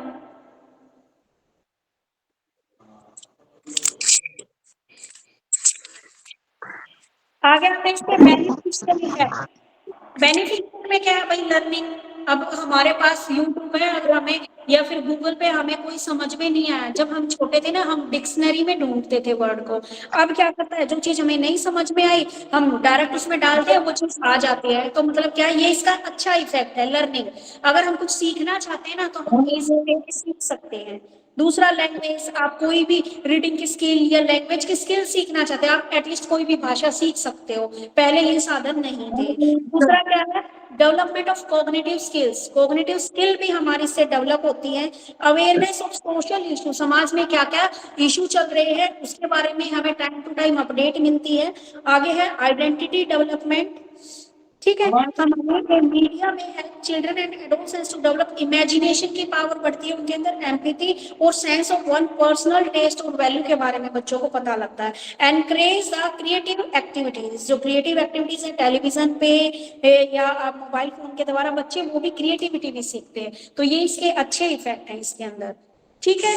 तो आज आपकी यूनिट कंप्लीट हो गई है, और अगर आपको पूरी यूनिट कल रिवाइज करनी है, जिस भी पॉइंट में आपको दिक्कत आती है तो आप मेरे से पूछ सकते हैं। और बेटा आप बताओ आपको किस पॉइंट में दिक्कत है और मुझे पेज नंबर बता दो प्लीज। मैम मुझे कैरेक्टर और मोरालिटी के बीच में पेज नंबर बोलना बेटा। बताइए। 1 मिनट मैम। कितना? Just a second. मैं कहाँ गया? 37 भूपेंद्र सिंह का है मैम। नहीं, मुझे बस ये जानना, ये कैरेक्टर और मोरालिटी एग्जैक्टली इसमें है क्या फर्क? बहुत लगा लिया लगता है। हिंदी में चरित्र बोलते हैं बेटा। चरित्र और नैतिकता दोनों को एक ही तो माना है इसने। नो मैम, चरित्र तो अच्छा या बुरा भी हो सकता है ना, पर और की बात आ रही तो चरित्र या नैतिकता दोनों में से एक ही चीज को तो माना है। Ma'am excuse me. हाँ मैम आपने ये जो यूनिट पढ़ाया है इसका हमें कुछ कोई PDF मिलेगा क्या? बेटा ये आप ना नीतू मैम से कांटेक्ट कर लेना, नहीं तो आप अभी तक आपकी बुक नहीं मिली तो आप अपनी बुक ले लो। नहीं, बुक तो है मैम, लेकिन एक ये होता है ना कि नोट्स हो तो फटाफट पढ़ा जाता है, नोट्स बने हो तो। बेटा ये अब आप खुद बनाओगे ना, दूसरे के नोट्स से कभी नहीं पढ़ा जाता। आप अपने खुद नोट्स बनाओगे अपनी लैंग्वेज के अकॉर्डिंग। मेन तो आप पता है क्या करो, कैसे नोट्स बनाओ। आप एक तो सबसे पहले मीनिंग क्लियर करो उस चीज का, दूसरा एक डेफिनेशन ले लो, उसके बाद मेन जो पॉइंट है ना उन पॉइंटों को लर्न करो और उनका जो एक्सप्लेनेशन है ना वो अपने अकॉर्डिंग करो। मैम नोट्स मैं दे दूंगा सबको, मैं अच्छे से बना लिया हूँ। ठीक है, दे देना फिर। ठीक है भाई, ठीक है। तो कैसे देना होगा मैम? मैम 1 मिनट क्वेश्चन का जवाब दीजिए प्लीज। क्लास का एक अलग से ग्रुप बना देना, WhatsApp group. Ma'am please ma'am. पढ़ाने के लिए ग्रुप की बात है, देखो मेरे आगे मत किया करो ये। अच्छा मैम, अच्छा सॉरी मैम, चरित्र का मतलब मुझे समझाइए प्लीज। मैम ये नोट्स की जो बात है ये फिर हम नीतू मैम से कर लें क्या, कि हमें मिलेंगे या नहीं मिलेंगे? देखो बेटा यहाँ पर बताया गया आपका, मैम चरित्र को समझाइएगा प्लीज। जो मोरालिटी और जो कैरेक्टर है ये हमारी हेरिडिटी में होकर पूरी तरह से हमारे इन्वायरमेंट और उसका जो इफेक्ट पड़ता है उसी की देन है, और उसी से हम अपने इन्वायरमेंट से ही अपना कैरेक्टर अर्जन करते हैं। वंशानुक्रम धरोहर की तरह इसको हम क्या है, ट्रांसफर नहीं कर सकते। हमारा जो कैरेक्टर है वो हमारे इन्वायरमेंट से अफेक्टेड होता है, ये हमें हेरिडिटी से नहीं मिलता। बच्चा जब पैदा होता है ना तो उसमें नैतिकता या अनैतिकता कुछ नहीं होती उसके अंदर, क्या अच्छी चीज है क्या बुरी चीज है बच्चे को नहीं पता होता। ठीक है, बच्चा तो क्या है, कोरी स्लेट तो के मैम according है। तो मैम एक सेकेंड मैम, फिर कंसीडर क्यों, तो ma'am just a second ma'am, फिर ये हमारी सोसाइटी में कैरेक्टर को ओनली फिजिकली क्यों कंसीडर किया जाता है मैम? इसको थोड़ा मेरे लिए ये क्वेश्चनिंग जानना है। जैसे कि जब भी कुछ होता है तो आप जब कुछ गलत करते हो तभी आपको लोग बोलते हैं कि आपकी कैरेक्टर अच्छी नहीं, अदरवाइज मैम कैरेक्टर का मतलब तो ओवरऑल एस्पेक्ट होगा कि हाउ की मतलब आप कैसे बात करते हैं, कैसे आप क्या करते हैं, किस तरीके से आप चलते हैं, कैसे आप एक दूसरे के साथ ट्रीट करते हैं। मैम ये भी तो पार्ट होगा ना वो तो कैरेक्टर का। सबकी अलग अलग थिंकिंग है ना कि आप किस बेसिस पे उसका कैरेक्टर असैसिनेशन कर रहे हो। पर मतलब सोसाइटी में तो मैं देखा हूँ, जितना ऑब्जर्व किया हूँ, मतलब आप फिजिकली किसी के साथ मिसबिहेव करते हो तभी आपके कैरेक्टर पे उंगली उठता है, अदरवाइज लोग इग्नोर करते हैं कि आपकी कैरेक्टर खराब है या अच्छी। इसलिए नहीं, मैम ऐसा नहीं होता है, मैं किसी जानना किसी चाह का रहा हूँ। नेशन हो सकता है। आजकल ऐसी सोसाइटी है, अभी भी कुछ ऑर्थोडॉक्स सोसाइटी है जहाँ पे लव मैरिज को बहुत मतलब ऐसा माना जाता है कि बहुत गलत काम है, जबकि love marriage is a normal thing in today's generation. तो मतलब वहां पे लड़की का कैरेक्टर एसिनेशन हो सकता है। तो ये पर्सन की शायद मेंटेलिटी पे डिपेंड करता होगा कि हाउ वो कैसे उसकी अपब्रिंगिंग हुई है, कैसे कंडीशनिंग हुई है, उस अच्छा हिसाब से एक वो बात इंसान को जज बताइएगा, करता होगा। अच्छा एक बात बताइएगा, अगर मेंटली कोई किसी को डिस्टर्ब परेशान किया हो तो क्या सामने वाली के कैरेक्टर को हम कह सकते हैं खराब है? नहीं, कैरेक्टर खराब नहीं कह सकते। कोई इंसान उसको डिस्टर्ब करा तो यार उसकी क्या कंडीशन रही है, क्या अगर कुछ ज्यादा ही ओवर तुम्हारी राइट टू लाइफ या राइट टू प्राइवेसी का हनन कर रहा है तो तुम जाओ कोर्ट का दरवाजा खटखटाओ। हाँ, वो कैरेक्टर में नहीं आता है ना। चरित्र मतलब क्या होता है? चरित्र मतलब तो ये हुआ ना कि आप आपका देखो सामने वाले के चरित्र साथ चरित्र देखो कुछ ओवरऑल भी एस्पेक्ट हो क्या है? सकता है अकॉर्डिंग टू पीपल्स डेफिनेशन। मेरे हिसाब से आई डोंट नो, बट मेरे ख्याल से मॉरलिटी वो हो जाएगा जहाँ पे इंसान को अच्छे और बुरे का ज्ञान हो जाता है ना, तो वो नैतिकता के अंदर आता है। कैरेक्टर इंसान जज कर सकता है कि इसका कैरेक्टर ऐसा, क्या पता वो अपनी नजर में उसका कैरेक्टर बहुत अच्छा पर दूसरों को लग रहा है यार इसका कैरेक्टर खराब है, तो वो पर्सन टू पर्सन शायद डिफर कर सकता है। बट मॉरलिटी वो तो होती है इसका जहाँ मत पर तो इसका मतलब तो यही हुआ कि कैरेक्टर का मतलब ये हुआ जो टेंजिबल हो, जिसको देखा जा सकता है। मे बी अगर आप किसी को मेंटली अब्यूज कर रहे हो तो हो सकता है आप उसकी नजरों में अच्छा कैरेक्टर नहीं है, लेकिन आप अगर अपनी बहन से तो हाँ पूछोगे अच्छा, तो आप बहुत अच्छे। मेंटल अब्यूज होगा कैरेक्टर लेस होने का मतलब? तो आप अपनी बहन से पूछोगे तो वो थोड़ी ना कहेगी कि आपका कैरेक्टर खराब है। नहीं डिफर नहीं मान करता है वो लीजिए, तो। नहीं देखिए मैम ने डिफर यही तो नहीं बोला कि एनवायरमेंट के ऊपर डिपेंड करता है आपका नहीं कैरेक्टर। देखिए एक बात बताइए, डिफर वो करता है ना जो वेरिएबल हो, कुछ चीज कांस्टेंट है। जैसे मान लीजिए मीटर बोले हैं तो वो ऑल ओवर वर्ल्ड में फिक्स्ड है, अगर हम डॉलर बोले तो ऑल ओवर द वर्ल्ड में फिक्स्ड है। तो मेरा कहना है कुछ तो वर्ड्स होगा ना, या कुछ तो आपकी आदतें आप होंगी ना एक जो बात बताओ, कैरेक्टर। जो कोई क्राइम करता है उसके घर वाले थोड़ी ना बोलेंगे कि वो क्रिमिनल है।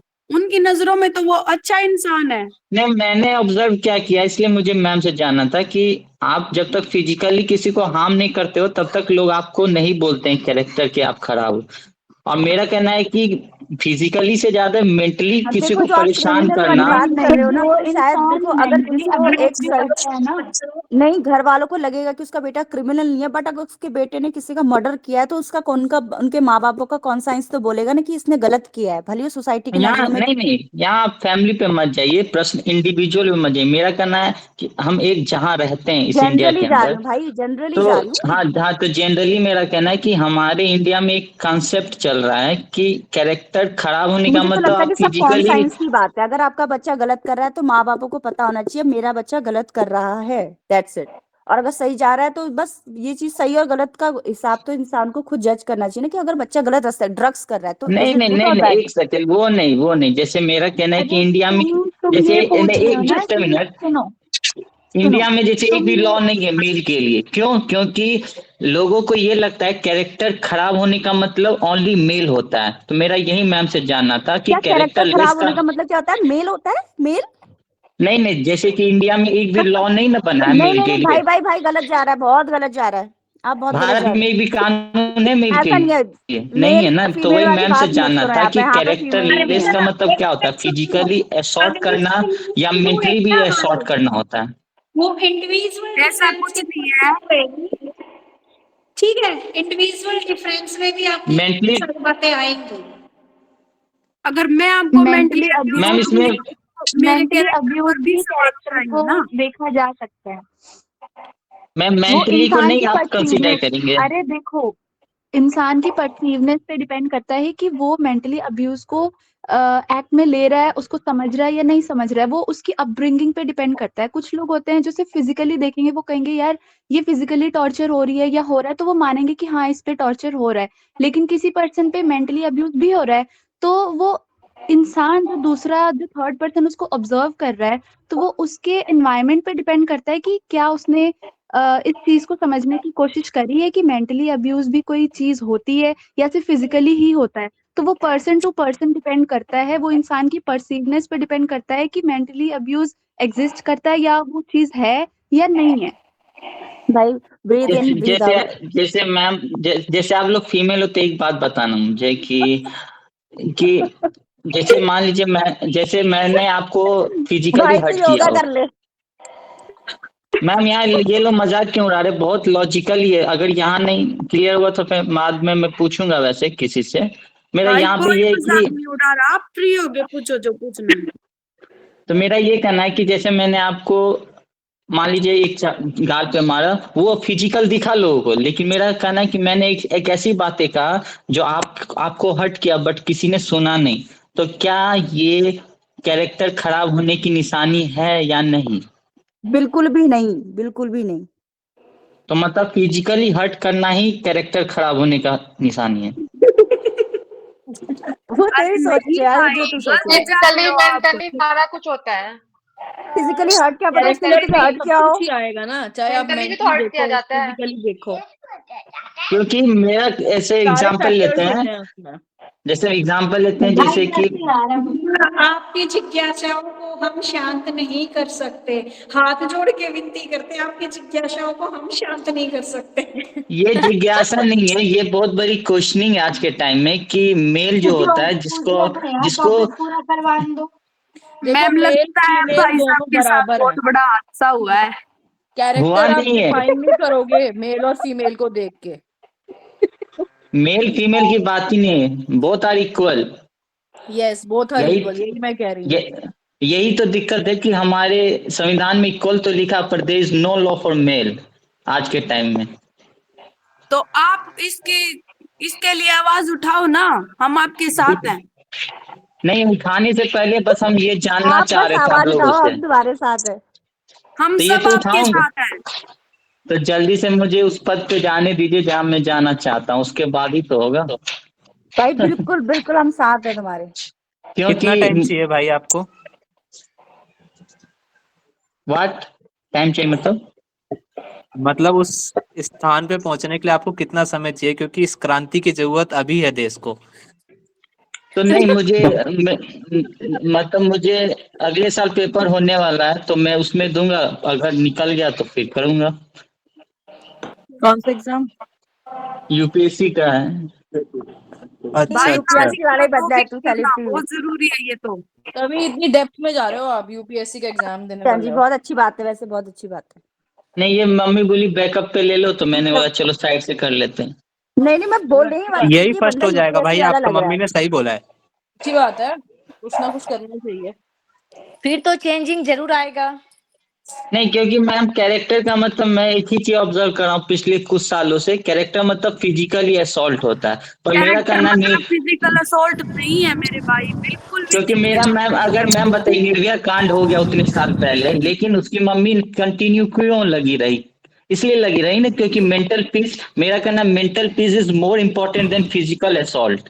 बिकॉज मेंटली आप हर्ट होते हो तो आप लाइफ टाइम के लिए हर्ट होते हो, लेकिन फिजिकली होते तो वो 2 महीने में ठीक हो जाता है डॉक्टर से दिखवाने के बाद। तो इसको क्यों नहीं कैरेक्टर लेस कहते हैं जब अगर कोई किसी को मेंटली हर्ट करता है तो? आई जैसे थिंक डॉरी है, अगर मेरे को लग बोलिए, रहा है भाई डॉरी आपके होता है साथ उसमें प्रैक्टिकल हो बोलो। चुका है। प्रैक्टिकल नहीं हुआ, मैं देखता हूँ आसपास में, चाहे आप फैमिली में देखे या रिलेटिव में देखे या आप सोसाइटी में देखे, लोग यही बोलते फिजिकली कुछ हुआ है क्या। जैसे अभी मैं गाली दूं आपको तो आपको लाइफ टाइम याद रहेगा, लेकिन मैं आपको दो गाल पे मारूं तो वो कोई नहीं देखेगा। भाई मैंने क्या कर दिया? जो तो है आप मानहानि का केस कर दो एग्जाम्पल उस दे रहा हूँ मैं, तो लोग तो बोलेंगे ना कि प्रूफ दो, क्योंकि फिजिकली दिखना चाहिए ना, मेंटली तो कोई देखता नहीं है। तो अभी की जो जनरेशन है ना, अभी तुम अगर नोटिस करोगे तो अभी पहले के मुकाबले ज्यादातर लोग साइकाइट्रिस्ट को रीच आउट कर रहे हैं, तो लोगों में अवेयरनेस आ रही है मेंटल पीस को लेकर, साइकोलॉजिस्ट के पास वो रीच आउट कर रहे हैं अपने मेंटल पीस के लिए। तो जो तुम्हारा पॉइंट है वो धीरे धीरे आ रहा है, मतलब इम्प्लीमेंट हो रहा है लोगों के अंदर कि हाँ नहीं, भाई ये इम्प्लीमेंट मेंटल पीस भी इम्पोर्टेंट है। ये तभी होगा ना जब वुमेन भी आगे से सपोर्ट करना स्टार्ट करे, क्योंकि सब कर भाई वो रहे हैं, तभी होगा जमाना जब आप बदल रहा है यूपीएससी तो क्लियर हम करके नोटिस देश में करेंगे, क्रांति लाओगे। जनरेशन चेंज हो रही है। एक नहीं, आप लोग इतनी मतलब यहाँ पे इतनी फीमेल, एक बात बताइए, क्या आपको लगता है कि मेल के लिए एक भी लॉ नहीं है, ये जस्टिफाई है या नहीं। तुम कौन से केस को देखकर लड़ रहे हो ये बताओ पहले मुझे, मतलब जब बात कर रहे हो। हमारे लॉ बनाए गए तो उस टाइम पे जो वो वुमेन्स है उनकी सिचुएशन कुछ अच्छी नहीं थी, जैसे इसीलिए बनाए एग्जांपल गए। मैं देता हूँ, अच्छा एक सेकंड, जैसे एग्जांपल देता हूँ, आप लोग मुझे जवाब दीजिएगा। एक अलग जैसे से ग्रुप एग्जांपल, बना के डिस्कस कर लो मैम, तो फालतू में आपके पॉइंट्स हो गए क्लियर? नहीं, एक एग्जांपल जल्दी से बोलता हूँ, उसके बाद आप यार बताना भाई कि देख, अभी क्लास होने नहीं दे, मैम क्लास फालतू जरूरी में है है अभी, ना, क्योंकि ये क्लास हो टॉपिक ना, चुकी अलग है। से ग्रुप बना के डिस्कस कि कर मैम लो। ऐसे बस चले अपनी गई, मैम अभी आई थी और फिर मैम चली गई, है। गलत बात है। भाई मैम आप बोल दी एक क्लास हो क्रांति को चुका नाम है, का ग्रुप इसलिए बनाओ, उसमें ऐड हो जाएंगे हम। हाँ भाई क्लास तो चलने कंप्लीट हो दीजिए। गई है। इतने क्लास बना मैम बोली तो तो, अलग से ग्रुप बनाओ ना। अरे भाई क्लास कंप्लीट हो चुकी है, उसको डाउट पूछने दो आप लोग। सुनिए जो अरे भी भाई है ना, मैम ने मैं कब बहुत बोला ज्यादा क्लास ओवर हो गई है? मैम ने थोड़ी बोला कि क्लास ओवर हो गई है, अपनी बोली मर्जी है। से क्यों मैं डिक्लेयर बहुत कर। ओवर हो गई। मैं सुनिए, अरे हेलो, मैम से मैं ही बहुत पूछ लो ओवर फॉर्मली, हुई है। देखिए मैं एक नॉर्म को फॉलो करता हूँ, क्योंकि मैं एक ऐसा एक भी बात नहीं कहूंगा, ना ऐसा कुछ भी करूंगा जिससे कि मेरे क्लास को डिस्टर्ब हो, क्योंकि यहाँ पे मेरे साथ 40-50 और हैं, तो इसके लिए आप लोग टेंशन फ्री रहे। मैम ने कहा क्लास कंप्लीट हो गई, कोई डाउट हो तो पूछो, इसलिए मैंने ये क्वेश्चनिंग राइज किया। अदरवाइज सॉरी अगर आप लोगों को मेरी बात अगर बुरी लगी हो तो। नहीं तब तो सब लेफ्ट हो जाते ना, ओके, अकेले ही है अभी तक। अपना अपना पूछना थोड़ा सबको डाउट, जिसको जिसको है। क्योंकि ये बहुत बड़ी क्वेश्चनिंग मेरे लिए था और अभी भी है, और कोई क्लियर जवाब मुझे मिला भी नहीं। हाँ भाई बढ़िया क्वेश्चन था तुम्हारा भाई। मजाक उड़ा रहे आप हो ना इसलिए बात अरे कैरेक्टर है। नहीं देखो ना, भाई, एक देख सीरियस ऐसा कह होता रहा है है, कि सीरियस भाई, आप सच बाई में देखो सीरियस मैं वाला। अपना एक अपना पॉइंट ऑफ व्यू रख रही हूँ, आप बीइंग अ मेल ना सिर्फ मेल के नजरिए से देख रहे हो, नहीं बट नहीं आप मुझे आप एक नहीं फीमेल मुझे की जगह तीन पे भी नहीं, जाके देखो, आप एक सॉरी सॉरी सॉरी ट्रांसजेंडर की सॉरी, जगह पे भी जाके देखो, और ओवरऑल मेरी कंक्लूजन निकालो कि कैरेक्टर नहीं एक्चुअल होता क्या है। आप मेरी तीन पर्टिकुलर बहन है, मेल पे मत जाओ। मेरी 3 बहन और मैं एक छोटा भाई हूँ तीनों में, और ओवरऑल मेरे पूरे फैमिली में 11 दीदी और मैं 2 भाई हूँ, तो मुझे अच्छे से पता है कि एक फीमेल की कंडीशन क्या होती है। बट मेरा यहाँ प्रॉब्लम एक ही है कि कैरेक्टर को लोग फिजिकल ही क्यों चेक करते हैं हमेशा, मेंटली भी तो कुछ होता है जिंदगी में। भाई मेंटली भी इमोशनली करते नहीं हैं, होती कैसे क्या? पता तुझे? तुझे कैसे पता कि इमोशनली भी तो फिजिकली होती चेक है। करते हैं? क्योंकि मे भी तेरे अराउंड जो हुआ हो उसके हिसाब से तुझे लग रहा हो, मुझे तो लगता है मेंटली भी कैरेक्टर जज करते हैं, मुझे लगता है ऐसा। अच्छा एक सेकेंड ना, कि अगर आप जाइए, आप बोलिए कि मेरे साथ कोई मेंटली कुछ किया है, तो आप मतलब मेंटली आप डिस्टर्ब है, तो आपकी पता है रिपोर्ट लिख ली जाएगी। लेकिन अगर मैं वहां जाके बोला हूँ कि सर देखिए मेरे साथ मेंटली कुछ हुआ, तो बोलेगा कुछ प्रूफ कहाँ है, दिखाओ, है कोई प्रूफ? तो कहने सही का है तो भाई, देखिए सही है। कहाँ अभी आप केस फंस हुआ है गए वहां ऐसा। पे जाके एज ए मेल। और आपको पता है इलॉन मस्क हैं और हमारे ट्रम्प, उनको एक रिपोर्ट गया है तो कुछ भाई दिनों ये लॉ पहले। तब करी गई थी जब वुमेन्स के सिचुएशंस कुछ और थे। वो लॉ जब नहीं आया मैं एक था तो एग्जाम्पल रख रहा हूँ, नहीं मैं एक एग्जाम्पल देखो बस रख आज रहा की हूँ डेट कि में ना एक आदमी भी उतना ही वल्नरेबल है जितना आज की औरत है, बट स्टिल अगर फिजिकली देखा जाए, एक मैन बायोलॉजिकली फिजिकली एक मैन ज्यादा स्ट्रांग होता है एज कम्पेयर टू वुमेन, तो इसलिए शायद मैन को पीछे कर दिया या जाता है, या वुमेन को आगे कर दिया जाता है, ऐसा होता है कई जगह पे। बट आज आदमी भी उतना ही वल्नरेबल है, अब उसके साथ भी अब्यूज होता है, सेक्सुअल अब्यूज, फिजिकल अब्यूज जो बोलते हैं ये होता है, बट इसको एड्रेस करने के लिए शायद सरकार को कोई लॉ बनाना अच्छा चाहिए, अच्छा मुझे भी ठीक है ऐसा ठीक लगता है। है, जैसे एक एग्जांपल मैं देता हूँ, जैसे कि लोग बोलते हैं कि डाउरी इज अ पनिशमेंट, पर मेरा कहना है कि dowry is benefit for girl बताते क्यों? जैसे लड़की को ये पता है कि अगर मैं सक्सेस नहीं देख होती हूँ, देख जैसे भाई एक दीदी देख अभी देख बोल रही भाई, थी, डाउरी क्या होती है? अगर एक माँ बाप अपनी बच्ची को अपने इच्छा से कुछ भी दे रहे हैं ना, कोई करोड़ों की संपत्ति दे रहे हो, तो it's just is well and good, वो अपनी इच्छा से दे रहे हैं। हाँ पर तब अगर सही उसमें है, कुछ तब जोर सही है, सही है। जबरदस्ती की जाए कि तू ऐसा ही देगा तब मैं तेरी बेटी की शादी करूंगा, तेरी तब बेटी खुश रहेगी, तो उसको डाउरी कहा नहीं जाता नहीं है, नहीं मेरे नहीं नहीं मेरे नहीं शब्द नहीं में। नहीं अब अच्छा अच्छा, अब मेरी सुनिए 2 मिनट, आपको खुद क्लियर होगा। जैसे डॉरी आज के समय क्या हो गया मैं बताता हूँ। जैसे एक लड़के की, जैसे अभी मैं साइड से बीएड कर रहा हूँ, ये मेरा बैकअप हो गया। उसी तरह से लड़की के लिए बैकअप क्या आज के समय में मैं बताता हूँ कि मेरे पापा मम्मी तो पैसे जमा करे, कल न कल अगर खुदा न खास्ता कुछ नहीं हुआ तो मेरे पास एक बैकअप मम्मी पापा हैं जो पैसे मेरे लिए इन्वेस्ट करेंगे और हाँ शादी जी, हाँ करवा जी, देंगे। हाँ जी, बट हाँ सम जी। अब मैंने सोसाइटी में, आज की सोसाइटी में मैं क्या देख रहा हूँ कि एक लड़की 2-4 लड़के को साथ में रखती है और एक टाइम आने पे चारों को अलग अलग रीजन देती है, और उसके बाद वो एक गवर्नमेंट को खोज लेती है और शादी करके निकल जाती है, जो कि आज के टाइम में ये सबसे ज्यादा। यहाँ पे आप ये कह सकते हैं लड़की की गलती है, बट हाँ, कुछ लड़के भी तो लड़के करते ऐसे हैं भी होते भाई हैं लड़की की जो लड़के भी तो अच्छे 100% होते करते है, हैं। हैं लड़की ऐसा करे तो गलत है भाई, जो गलत है, तुम्हारा भाई, कंसाइंस क्या है? ये लड़के भी जो तो करते हैं। लड़के भी करते हैं, देख नहीं नहीं लड़की कर रही है, लड़का लड़की वाली बात नहीं है, जेंडर वाली बात नहीं हो रही है। अगर लड़की कर रही है तो गलत है भाई, नहीं नहीं लड़की है आप तो क्या बात हो नहीं गया? समझे, नहीं आप ये नहीं समझे, मेरा आप पॉइंट ही नहीं नहीं, नहीं, मेरा बहुत कहना गलत है कर कि रहे हैं। अगर अगर आप जो क्वेश्चन नहीं पूछ नहीं रहे हो, नहीं नहीं आप सुनो देखो ना, मैं अगर डॉरी नहीं अब हटा नहीं, दिया जाए। देखिए आप नहीं नहीं, मेल बोलिए फीमेल की बोलिए बात बोलिए। कर रहे हो, अगर एक एक नौकरी सेकेंड की वजह सुनिए से नहीं देख देख, नहीं, सुनो सुनो, अगर उसकी आप बात बोल रहे सुनो, हो, एक बार बात सुनो नहीं नहीं प्लीज। आप समझे नहीं, you आप were नहीं समझे। जैसे मान speaking लीजिए, in the आपने line. बोला आपने Seriously. बोला कि अगर नहीं नहीं आप नहीं समझे, मेरा कहना वो पैसे अगर लड़की पे खर्च किया जाए, अच्छे से पढ़ा दिया जाए, उन्हें एक अच्छा सा सभ्य बना दिया जाए, तो ये डॉरी खत्म ही हो जाएगी पूरी दुनिया से।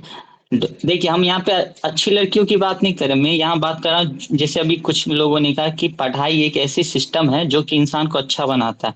बट क्या हो रहा है हाँ ना कि जी, आज के समय पढ़ाई अगर नहीं है आपके पास, तो लड़की ये सोचती है कि चलो पढ़ाई तो मैं की नहीं, तो चलो मैं अब क्या करता हूँ अपने आप मन ना से देखो, कुछ। एक बात आपसे बोलूं, बुरा तो नहीं मानूंगा, आप जो लड़की बोले ना, वो जनरलाइज लड़की मत बोलो, समझ में आ रहा है? क्योंकि क्या ऑन अदर हैंड एक हाँ ऐसी हाँ, he लड़की is है एक जो सेकंड मतलब एक probably एक सेकंड ये हमारे पता है, पेरेंट्स एक ने मैं जनरलाइज, बताता बताया हूँ डोंट आपको। Generalise the girl. ऐसा वो अच्छा लगाया लड़की, बताते एक हैं, लड़की ऐसी हो सकती है, मे बी दूसरी लड़की यूनाइटेड ऐसी हो नेशन जो अपने जानते हैं। घर के लिए अच्छा एक क्या नहीं सेकंड करना नहीं चाहती हो, एक सेकंड नहीं नहीं नहीं, यूनाइटेड नेशन जो जानते अपने हैं, पति उनका से ज्यादा रिपोर्ट आया कमा है। रही हो। नहीं और नहीं इन्होंने नहीं बोला कि यूनाइटेड एक नेशन लड़की रिपोर्ट दिया है। गवर्नमेंट जॉब ढूंढती है, आपने ये थॉट गलत दिया। आपने ना किसी नहीं एक घर लड़की को लड़की पकड़ नहीं लिया है खोजती है, ऐसे। हाँ लड़की जी नहीं फैमिली खोजते हैं। नहीं नहीं फैमिली, जैसे मेरी मान लीजिए दीदी कुमारी है, तो मेरी मम्मी पापा चाहेंगे ना एक सिक्योर लड़का जो उसको 2 टाइम अच्छे से खिलाए, उसको रिस्पेक्ट दे और उसकी जिंदगी को आसान बनाए। मेरा हाँ ये जी, कहना अच्छा, है, कल आप को लोग आपकी निगेटिव डॉटर ले होगी रहे हो। तो क्या आप उसके बारे में ये अच्छा नहीं सोचोगे कि उसकी